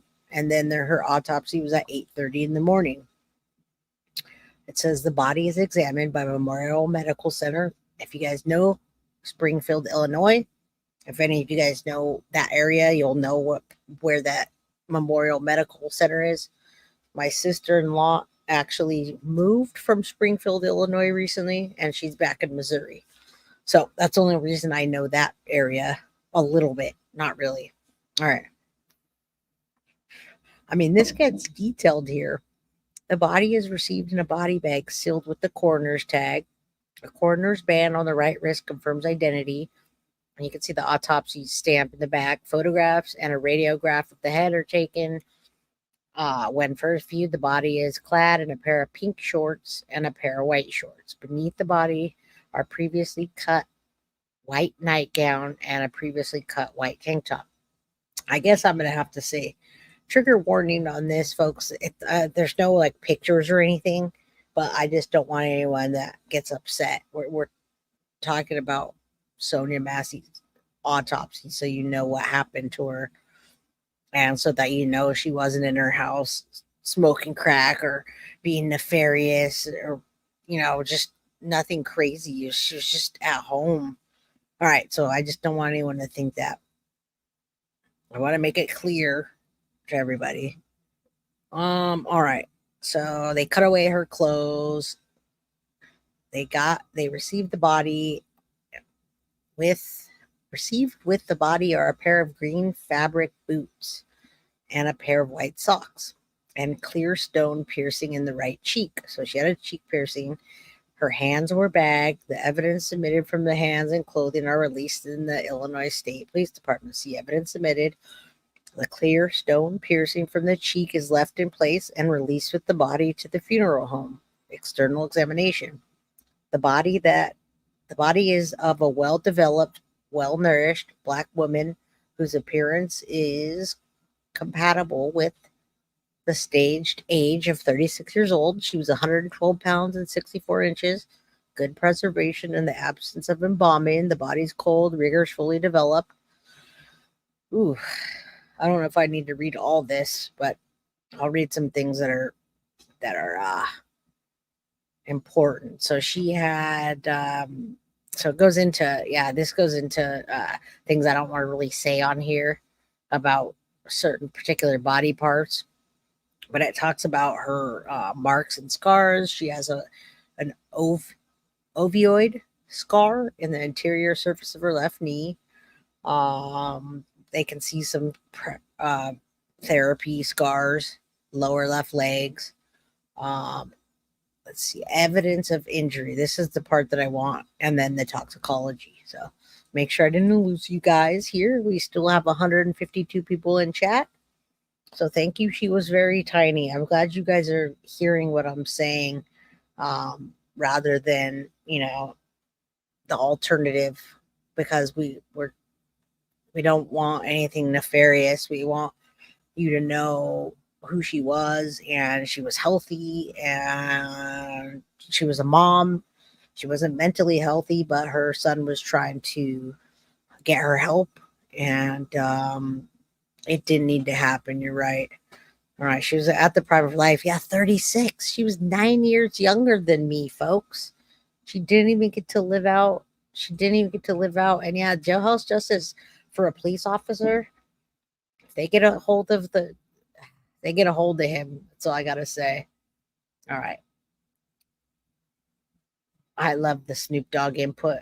Where that, Stella? Yeah, there's going to be some crazy things here. We hear you, Jay. Thank you. All right.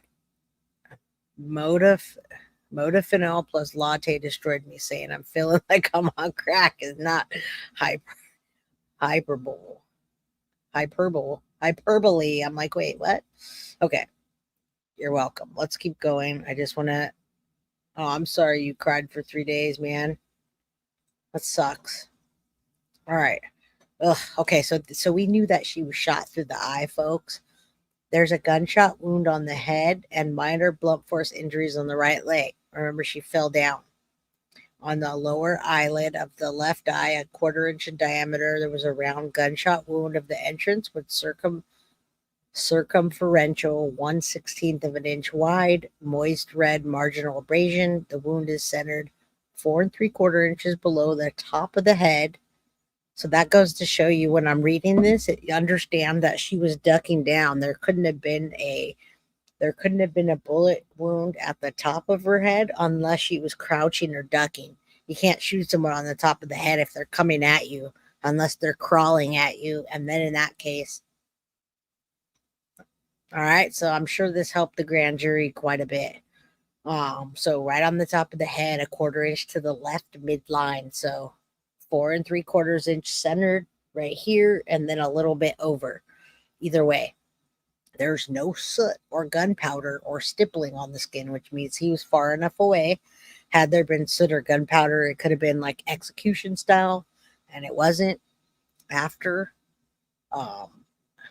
perforating the skin and subcutaneous soft fluids of the left lower eyelid, the bullet sequentially perforates the left zygomatic bone, the musculature surrounding the left side of the base of the skull, the left internal carotid, I can't say that word, carotid artery, left internal carotid artery, the musculature of the posterior left surface of the upper neck. On the posterior left surface of the upper neck is 3/8 to a 1/4 inch V-shaped gunshot wound of exit. The wound is centered 7 inches below the top of the head. Wow. And a 1/2 inch left of the midline. So she got 3 times. Associated injuries include swelling of the soft tissues in the area of the left side of the jaw, and 2 3/4 inch circular cervilinear fracture in the left side of the posterior fossa, and subarachnoid hemorrhages on the, and I'm going to say, anterolateral surface of the right temporal lobe, inferior surface of the left temporal lobe, and on the left temporal lobe of the cerebrum. The direction of the bullet is from front to back, downward, and slightly right to left. Wow. So, I mean, this is definitely going to help in prosecuting this guy when you see how she was shot. A 1.5 by 3/8 inch horizontally oriented band of faint purple contused skin is on the interior surface of the right thigh. So she fell, obviously, after that, and on her right knee. 1 1/4 inch red contused abrasion. The injuries have once described will not be repeated. The following items are collected by state police. We went over, they did the bag on the hands, a buccal swab. They did fingernail clippings. They pulled hair and pubic hair and did DNA, blood cards, fingerprints, clothing, and gunshot residue kit. All right. So they weighed her organs here. It doesn't really matter. They checked her body cavities, head to see if the evidence of injury. I'm not going to read all that. Neck, cardiovascular, respiratory. I mean, they went through the whole thing. And then toxicology. This is probably the last part of it. Peripheral blood, vitreous humor, and urine are sent for toxicology. And that's all she had. She had some gabapentin, 6. That's not even a lot. She had 6.0 milliliters in her blood, and then delta 9 carboxy THC 7 and delta 9 THC 14. And these are all in milliliters, folks. So if you're from the UK or something, I don't know how you go about that. I mean, this is just it might be different, but it's not a lot.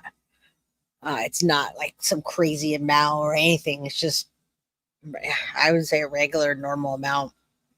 And then the findings are the gunshot wound. In layman's terms, the entrance was beneath the left eye. The injury was a perforation of the left internal carotid artery. Every time I get tripped up because I don't read carotid artery very often. Exit wound was the posterior left surface and the upper neck. Associated injuries were a skull fracture and subarachnoid hemorrhages. Direction front to back, downward slightly, right to left. Range, no soot or gunpowder. Based on the information available to me on the autopsy findings, in my opinion, Sonya Massey, a 36-year-old black woman, died as a result of a gunshot wound to the head. All right.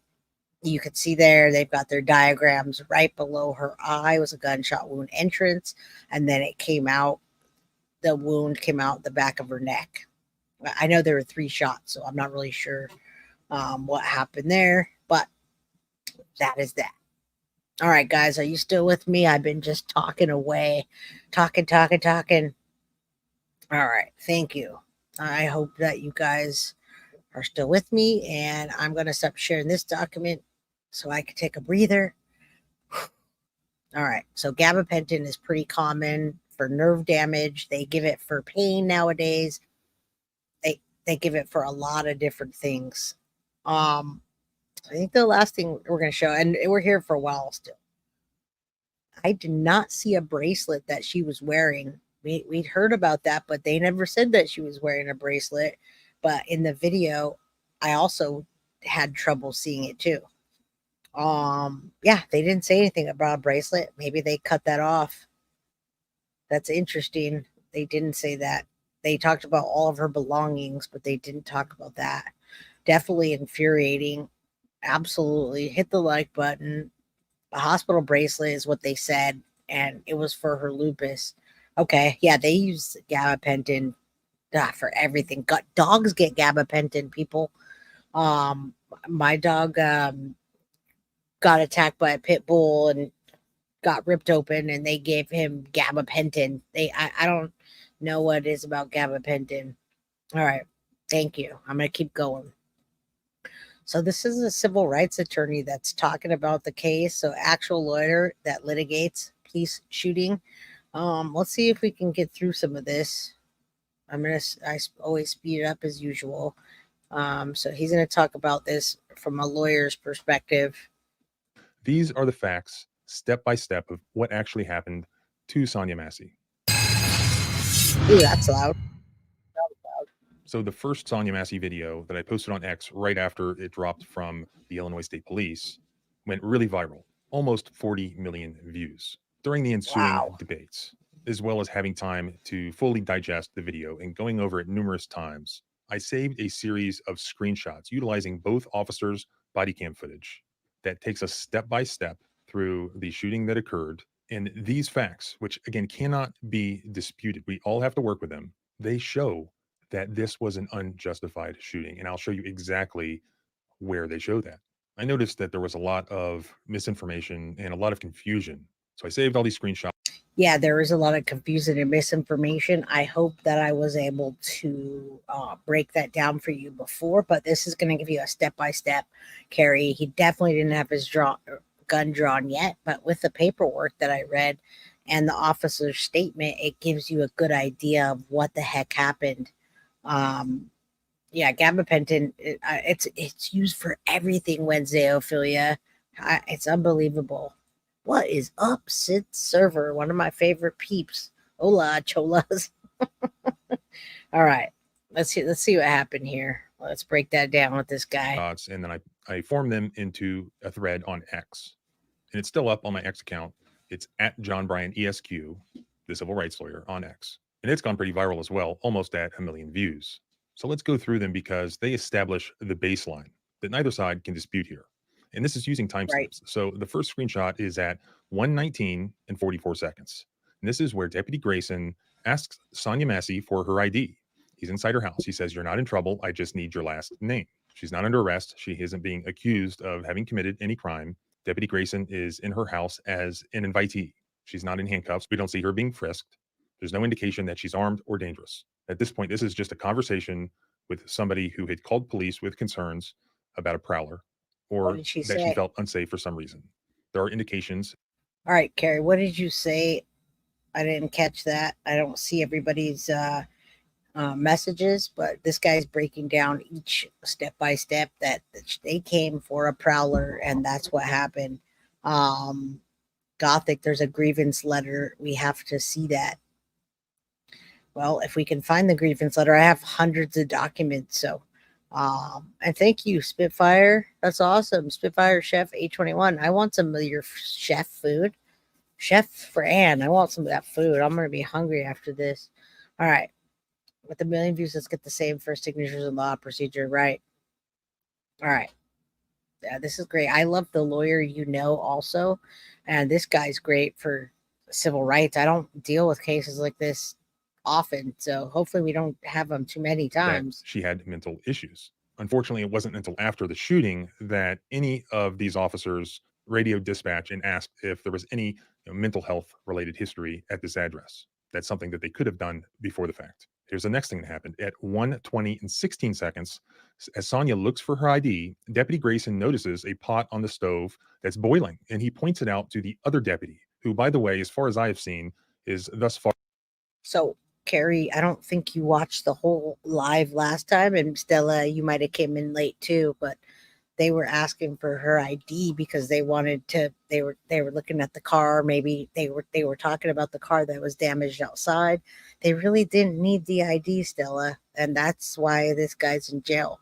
He saw her earlier that day. He knew about he knew who she was. He knew about her mental health. They were asking for her ID because simply she wanted to show them the paperwork on the car. And they said, "No, let me just see your ID and make sure you are who you say you are." In my opinion, it was gaslighting. There was no need for that. So there was no real rhyme or reason that I can give you. So right now he's talking about it. Let's hear what he says. Are unnamed. So I'll refer to him as the other deputy. At 1:20 and 18 seconds, the other deputy then turns and he looks towards the pot that's on the stove. His body cam video shows the pot on the stove with blue flames under it. The other deputy says, "Check on the burner," to the best that I can tell, though it's kind of difficult to hear. At 1:20 and 21 seconds, as Sonya gets up and walks around the other deputy to walk towards the burner, as instructed, Deputy Grayson then says, "We don't need a fire while we're here." At 1:20 and 23 seconds, Sonya says, "Right," in response to Deputy Grayson's concern about a fire, and she reaches to switch off the stove's burner. At 1:20 and 27 seconds, after turning off the flames, Sonya grabs oven mitts and she removes the pot from the stove, heading towards the sink with the pot. At 1:20 and 29 seconds, as Sonya moves the pot from the stove to the sink, the other deputy then laughs and turns around and walks away from the kitchen and towards Deputy Grayson, who is also either smiling or laughing at Sonya. At 1:20 and 30 seconds, in response to the officer's laughter at her, Sonya, who is now at the sink with the pot, turns her head towards the other deputy and asks, "Why are you moving?" At 1:20 and 33 seconds, the other deputy asks, "Huh?" To which Sonya again asks, "Where are you going?" At 1:20 and 34 seconds, the other deputy, while laughing, says, "Away from your hot, steaming water." Sonya replies, "Away from my hot, steaming water?" At 1:20 and 36 seconds, the other deputy says, "Yeah," as he turns his attention away from Sonya and begins to look around the house, which also implies that he does not view Sonia as a threat. If he did, why? It's definitely a good breakdown. We watched this video, 4 or 5 times the other day, and we had to stop it and then start it again because it would go so quick. So we could have done a breakdown like this too, stopped it and said, look at what time it is. But this is great. Like, this is giving you a play-by-play. Hopefully after you watch this, you'll have no doubt about what happened second to second, with the cop statements, with the investigation. And yeah, when the cops going to start finding out about mental health in individuals before they proceed, this is a problem. He knew about it earlier that day, though. He even asked her how her mental health was. Yeah, he also, the boiling pot of water is no reason to do what he did, but it also, he's the one that named that. This guy is, I don't know. I'll get the link. It just, if you look at TCRL, we could drop that link. One of the mods will. It's probably TCRL on YouTube. Why would he turn his back to her? Literally. We don't see Deputy Grayson at this point because Grayson has not yet turned on his body cam. At 1:20 and 37 seconds, after the other deputy says, yeah, Sonia can be heard pouring steaming water into the sink, which is causing sizzling sounds, as she casually responds, I rebuke you in the name of Jesus. At 1:20 and 40 seconds, Deputy Grayson loudly says, huh? And Sonia calmly repeats, I rebuke you in the name of Jesus. And we can see on the other deputy's body cam at the time that this occurs, Sonia is still facing towards the sink, and she has turned her head towards over her left shoulder, looking towards the deputies who really are on the other side of the room that she's in and not even in the kitchen with her. We can see on the video that she is not walking towards them in any way or approaching them or even holding the pot. She's got the pot at the sink. She clearly is not using the pot as a weapon nor threatening to at this time, unless you think the rebuke comment is a threat, and we'll get to that. At 1:20 and 42 seconds, Deputy Grayson, as he partially draws his pistol, which you can hear, says, you better effing not. I swear to God, I'll effing shoot you right in the effing face. Still, Sonya Massey is still generally facing the sink, looking over her left shoulder. She's now also, and hopefully he breaks it down. I don't know. Let me tell you who this is, because I can't see if the mods are dropping links or not, but it's just the civil rights lawyer, literally the civil rights lawyer on YouTube. All right. So look at how far he is, even if she was, which she wasn't, and then break it down. Even if she took that pot of water, she had already put water in it to cool it down. If she had thrown that pot of water with the whole pot or just with the water, it would have barely touched this guy. Like, he'd have got a couple. When we cook, we get more boiled water thrown at us than that, or boiled anything. Whenever I'm frying something, I always like burn my arms, like get little things. Like, it's no big deal. I just wish she would have got her ID and not look for paperwork. Me too. The whole part made no sense. I think it was mental illness, distress, and fear of law enforcement. Thank you. I agree with that too. I agree with that. I think a lot of people miss that because they miss the conversation at the whole, at the front door of him asking her how's her mental health, and then the car, asking about the car. And I absolutely think she was in fear, or she wouldn't have said, I rebuke you. Those are one of those things that that you do when you're religious or spiritual or whatever. People say that. Yeah, she couldn't find her ID. She was shuffling through, and then he gaslit her, in my opinion, and had her get up to go get that damn pot of water. But yeah, frying bacon is brutal. Military Ma, I do everything I can to not fry bacon, by the way. I put it in the oven. I put it in the microwave. I put it anywhere, but I try not to. I try not to do that. Yeah, he was a demon. Let's listen to this so we can. I'm hungry now. I'm hearing about bacon and chefs and She's not walking towards the officers. She's not throwing anything at the officers. Sonia has made 0 threats towards the officers. Deputy Grayson threatened to shoot her in the face. Clearly placed his hand on his partially drawn pistol, just in response to Sonia saying that she rebukes presumably the other deputy who was moving away from her, in the name of Jesus. So I looked up the definition of rebuke, and here it is. As a verb, expresses sharp disapproval or criticism of someone because of their behavior or actions. Example, she has rebuked him for drinking too much. As a noun, an expression of sharp disapproval or criticism. Example, he hadn't meant it as a rebuke, but Neil flinched. Nowhere in the commonly used definition of rebuke is it ever utilized to signify a threat towards anyone.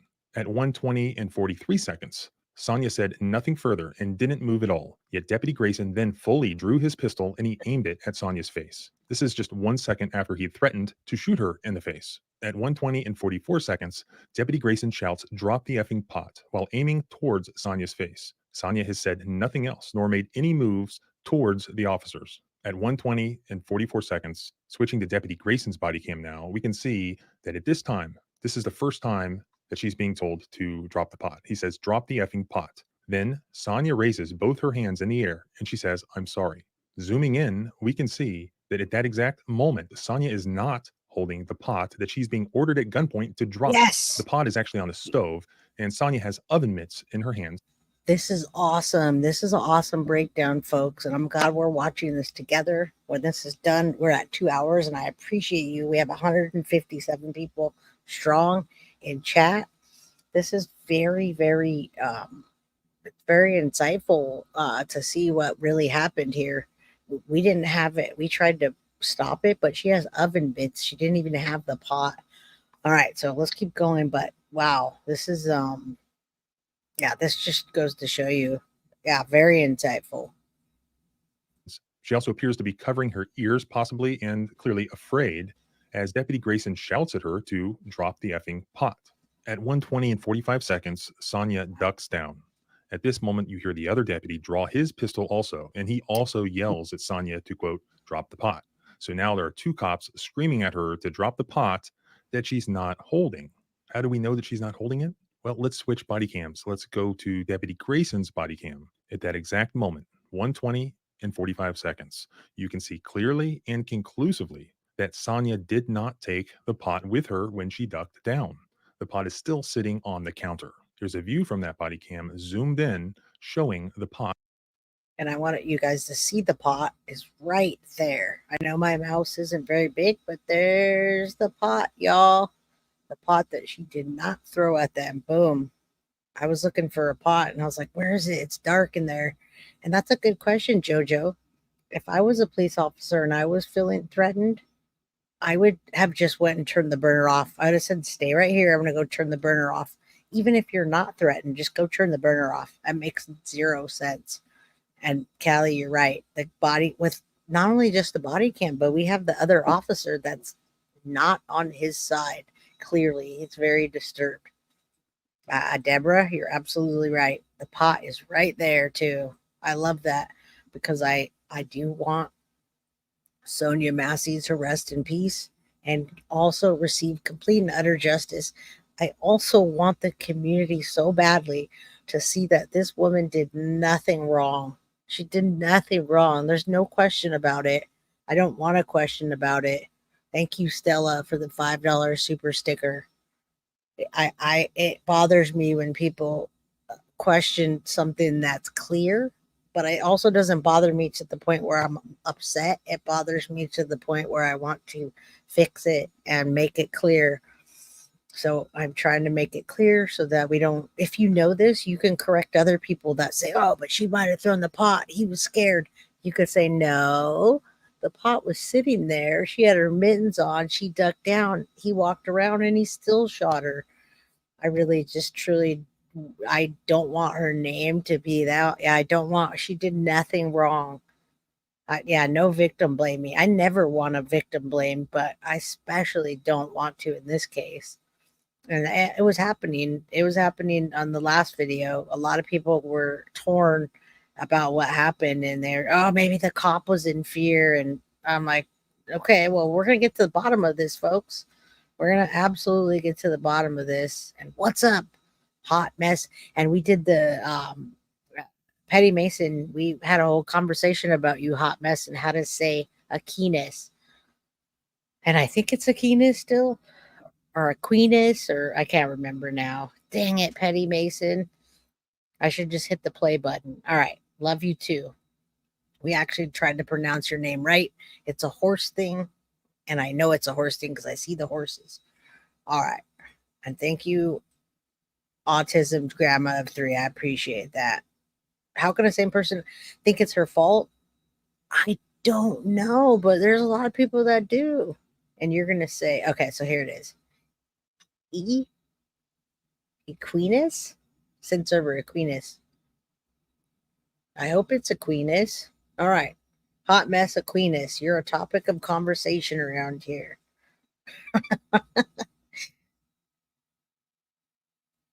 Equines.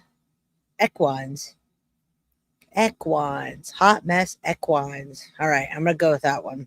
Not in Sonia's possession, as she's ducked down in fear and confusion.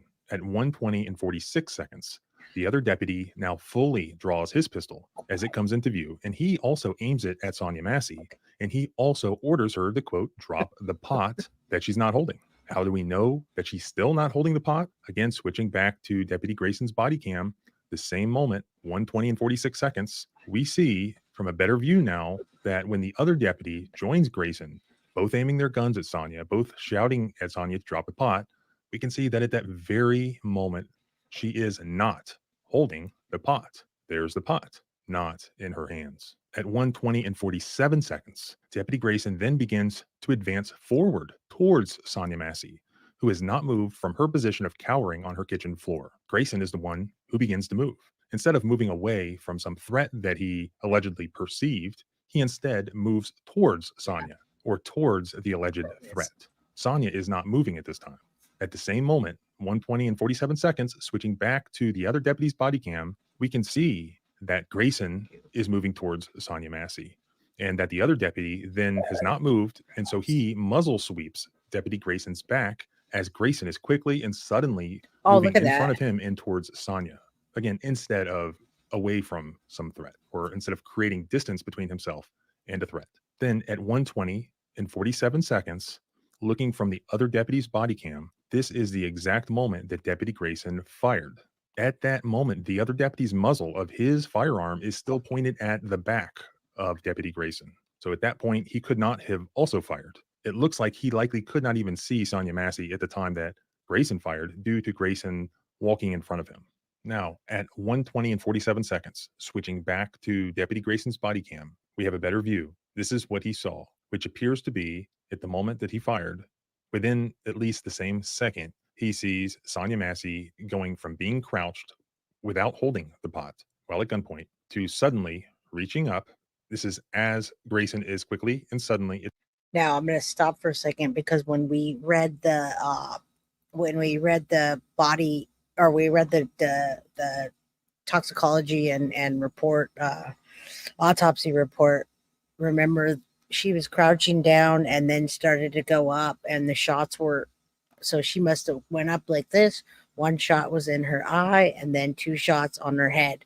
I don't know why the last page didn't show the other 2 shots. Maybe it got cut off, but she had 3 shots and coming from the top of her head, which means she was down on the ground and coming up.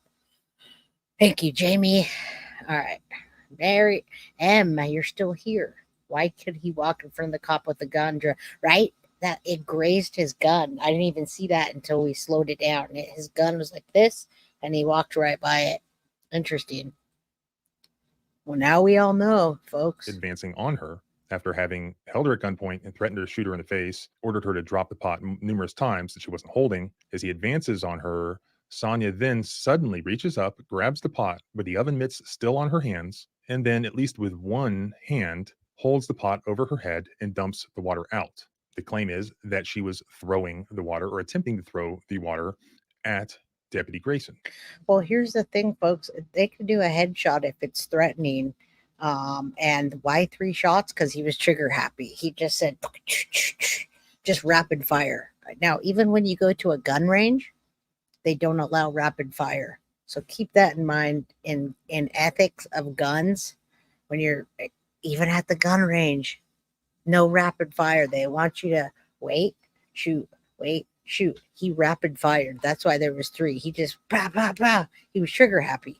That's why we don't have guns that are automatic. We have semi-automatic. Now we have guns that are automatic, like an AK-47 that you pull the trigger and it sprays. You can also put parts into a gun that will make it be an automatic, but we have semi-automatic guns so that we don't get 3 shots the way we did. Bah, bah, bah, back to back. So it's just regular gun safety. Horrible training. Yeah. It's basic ethical conduct. It's gun safety, like all the above. He did everything wrong. And Sonya Massey did nothing wrong in this case. She had mental health problems. That's not her fault. Switching back again to the other deputy's body cam at 1:20 and 48 seconds, we can see that after Grayson shoots, you can then see what appears to be steaming water hit the office chair that's at the lower left and on the kitchen floor. And this office chair is between the officers and Sonya Massey. Clearly, the water was flying some distance through the air onto that chair and onto the floor.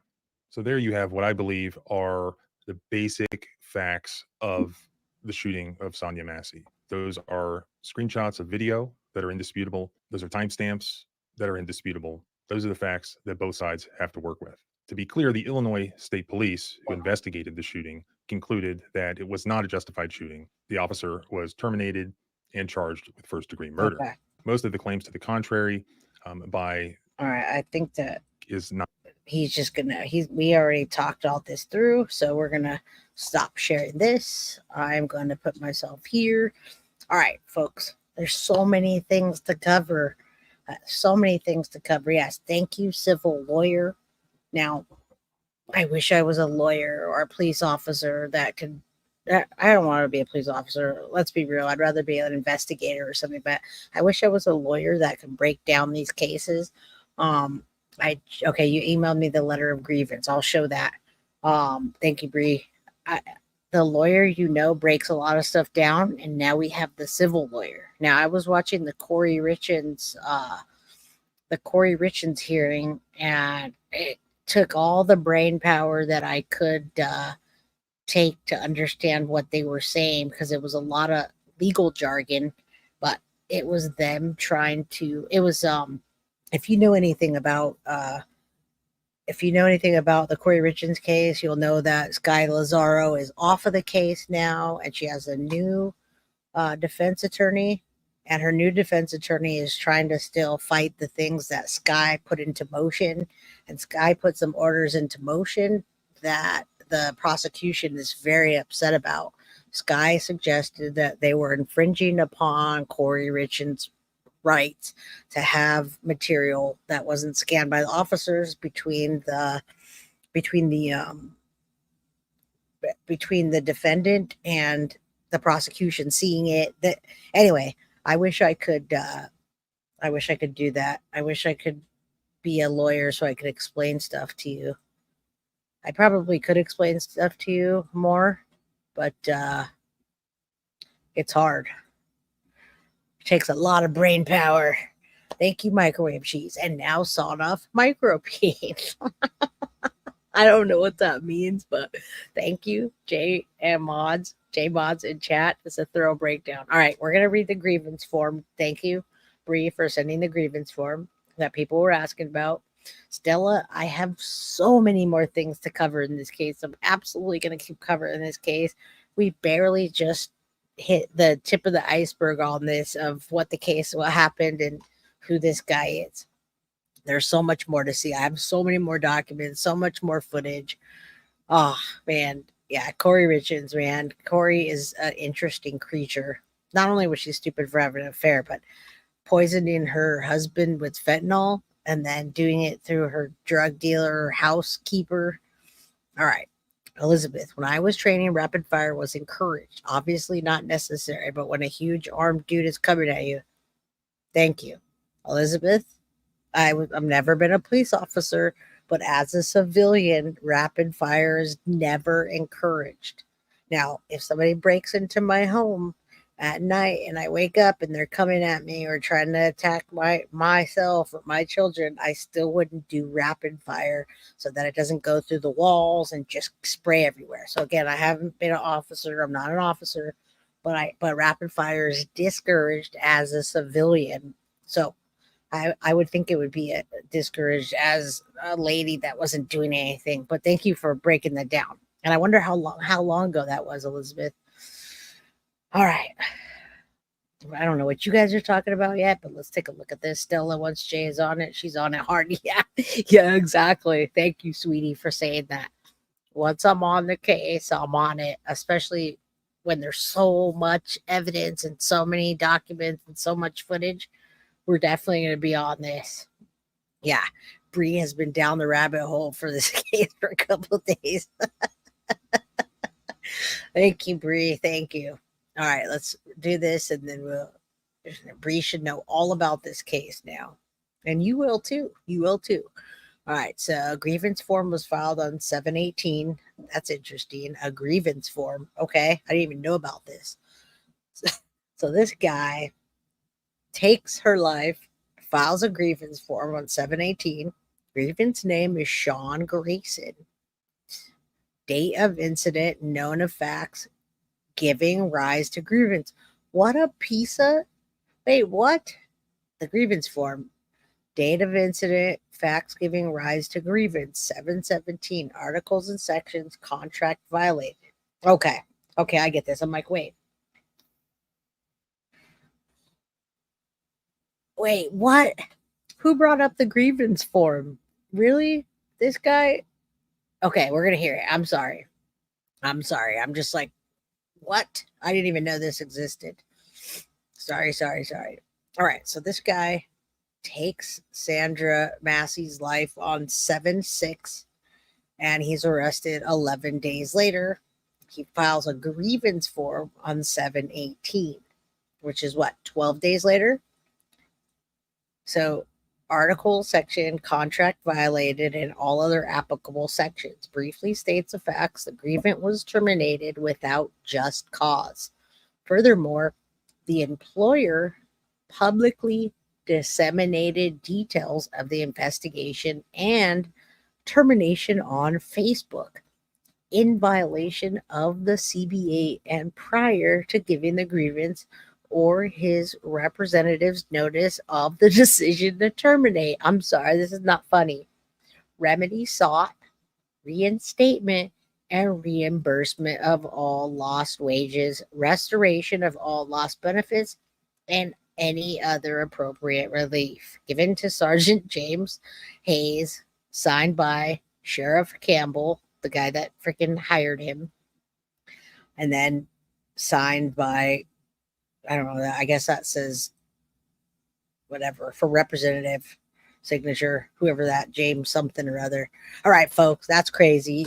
That it is kind of funny. I didn't mean to laugh, but yeah, the nerve of him filing a grievance the day after he gets arrested. He's definitely nuts. And I wonder if his soon-to-be wife, that may be his wife or not later because of this, is going to, or is telling him, like, you need to file a grievance. You didn't do anything, after she saw the video. I wonder how much she's going to play into the investigation. Remember, we're going to get phone calls, folks. So when we get phone calls, hopefully we get phone calls, we might hear, just think of the possibilities of this case. It's ridiculous. This bastard thinks he's going to file a grievance. He's a piece of garbage. It is funny, and I definitely didn't mean to laugh, but for the Sonya family, the grievance claims, yeah, complaining is adding insult to injury. What an arrogant jerk. All right, so there you go. You guys got he's grieving his new uniform. Yeah, he is grieving. Is he for real? Yeah, he's for real. All right, you say guilty of crime. Is it one of those automatic things that happens when an incident? I have to look into that, but no, I mean, look at what he's saying, though. It doesn't seem so automatic to me. He's complaining and telling them that he was fired without just cause. The employer publicly disseminated him and the investigation and termination on Facebook in violation of CBA and prior to giving the grievance of his. So I don't know. That's a good question that we have to look into, but it's pretty specific. The FOP lawyer is gone and hired a new expensive private attorney. There you go. And I would imagine so. So it's like in family law, you say, hold on. Wait, where'd it go? Since server. So you know more than I do about this. It's like in family law when they put other parent apparently can't come and take everything. There's a good possibility. Good night, Scary Sherry. Yeah, it could be an automatic thing. Sin server, I know what you're saying. Yeah, I absolutely was saying it is. Okay, you were saying it. Okay, so it's an automatic thing. He was very specific on it. And yeah, unbelievable. Just like the treadmill video speaks. Yeah, 100,000 words, not even 10,000. Okay, thank you for asking this. What state is this in? This is in Illinois. It's Springfield, Illinois. So that might give you a little bit better understanding of if this was an automatic thing, or did he say, I need to fill out a grievance form? They did me dirty here and I need to, or was it just something automatic? I have no idea. That thin line. Yeah, I love that. That's brilliant. That thin blue line club. Right. Brilliant. Oh my God, Tiffany Knox, you missed the whole show. You've been gardening. What's up with you? You're not from California, are you? I think you are. All right. Research it. Let me know. And the next time we cover this case, which will be soon because I have lots of things, I will get started. Oblivious Benson started the tater thing and took off hard and strong. All right.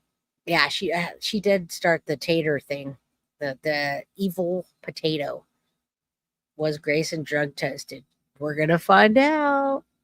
Oblivious Benson is not on, but she started the potato saying. She said that Jen Soto was an evil potato and just dumb as a potato. All right. He should have been tested immediately after. I don't have anything on that yet because I haven't watched the 2.5 hour booking and the hour and a half when they were talking to him. So there's a good possibility he was. We're going to find out on the next one. But tomorrow we're going to cover the Madeline Soto case, and I'm going to show you how to go into the Osceola, Florida county. I have it. It's Bree's going to send it to me again, the county, and type in the number of the case. Type in Stephen Stern's case number, and you'll be able to see for yourself all of the information and misinformation, so you know. And thank you, Spitfire Chef. You're making me hungry. Prayers to Sonya Massey and her family, and for you all. I love you all, and we're going to keep going on this case. I'm not going to let it go, and we just have too much information to not share. So, on that note, I love you all. Thank you for being here for 2 hours and 22 minutes, which is also an angel number. So another prayer for Sonya Massey and Madeline Soto and Sebastian. We should pray for Seth too. Sebastian Rogers and everybody else. All right. Good night, y'all. I love you. Guilty of crime. I want to thank you for watching. If you enjoyed my content, please share this video, like, and subscribe. You can also follow me over at Facebook, Instagram, TikTok, X, or Gmail. If you'd like to donate to my channel, you can use Cash App or Venmo or PayPal. Thank you very much in advance. Guilty of crime. Are you guilty?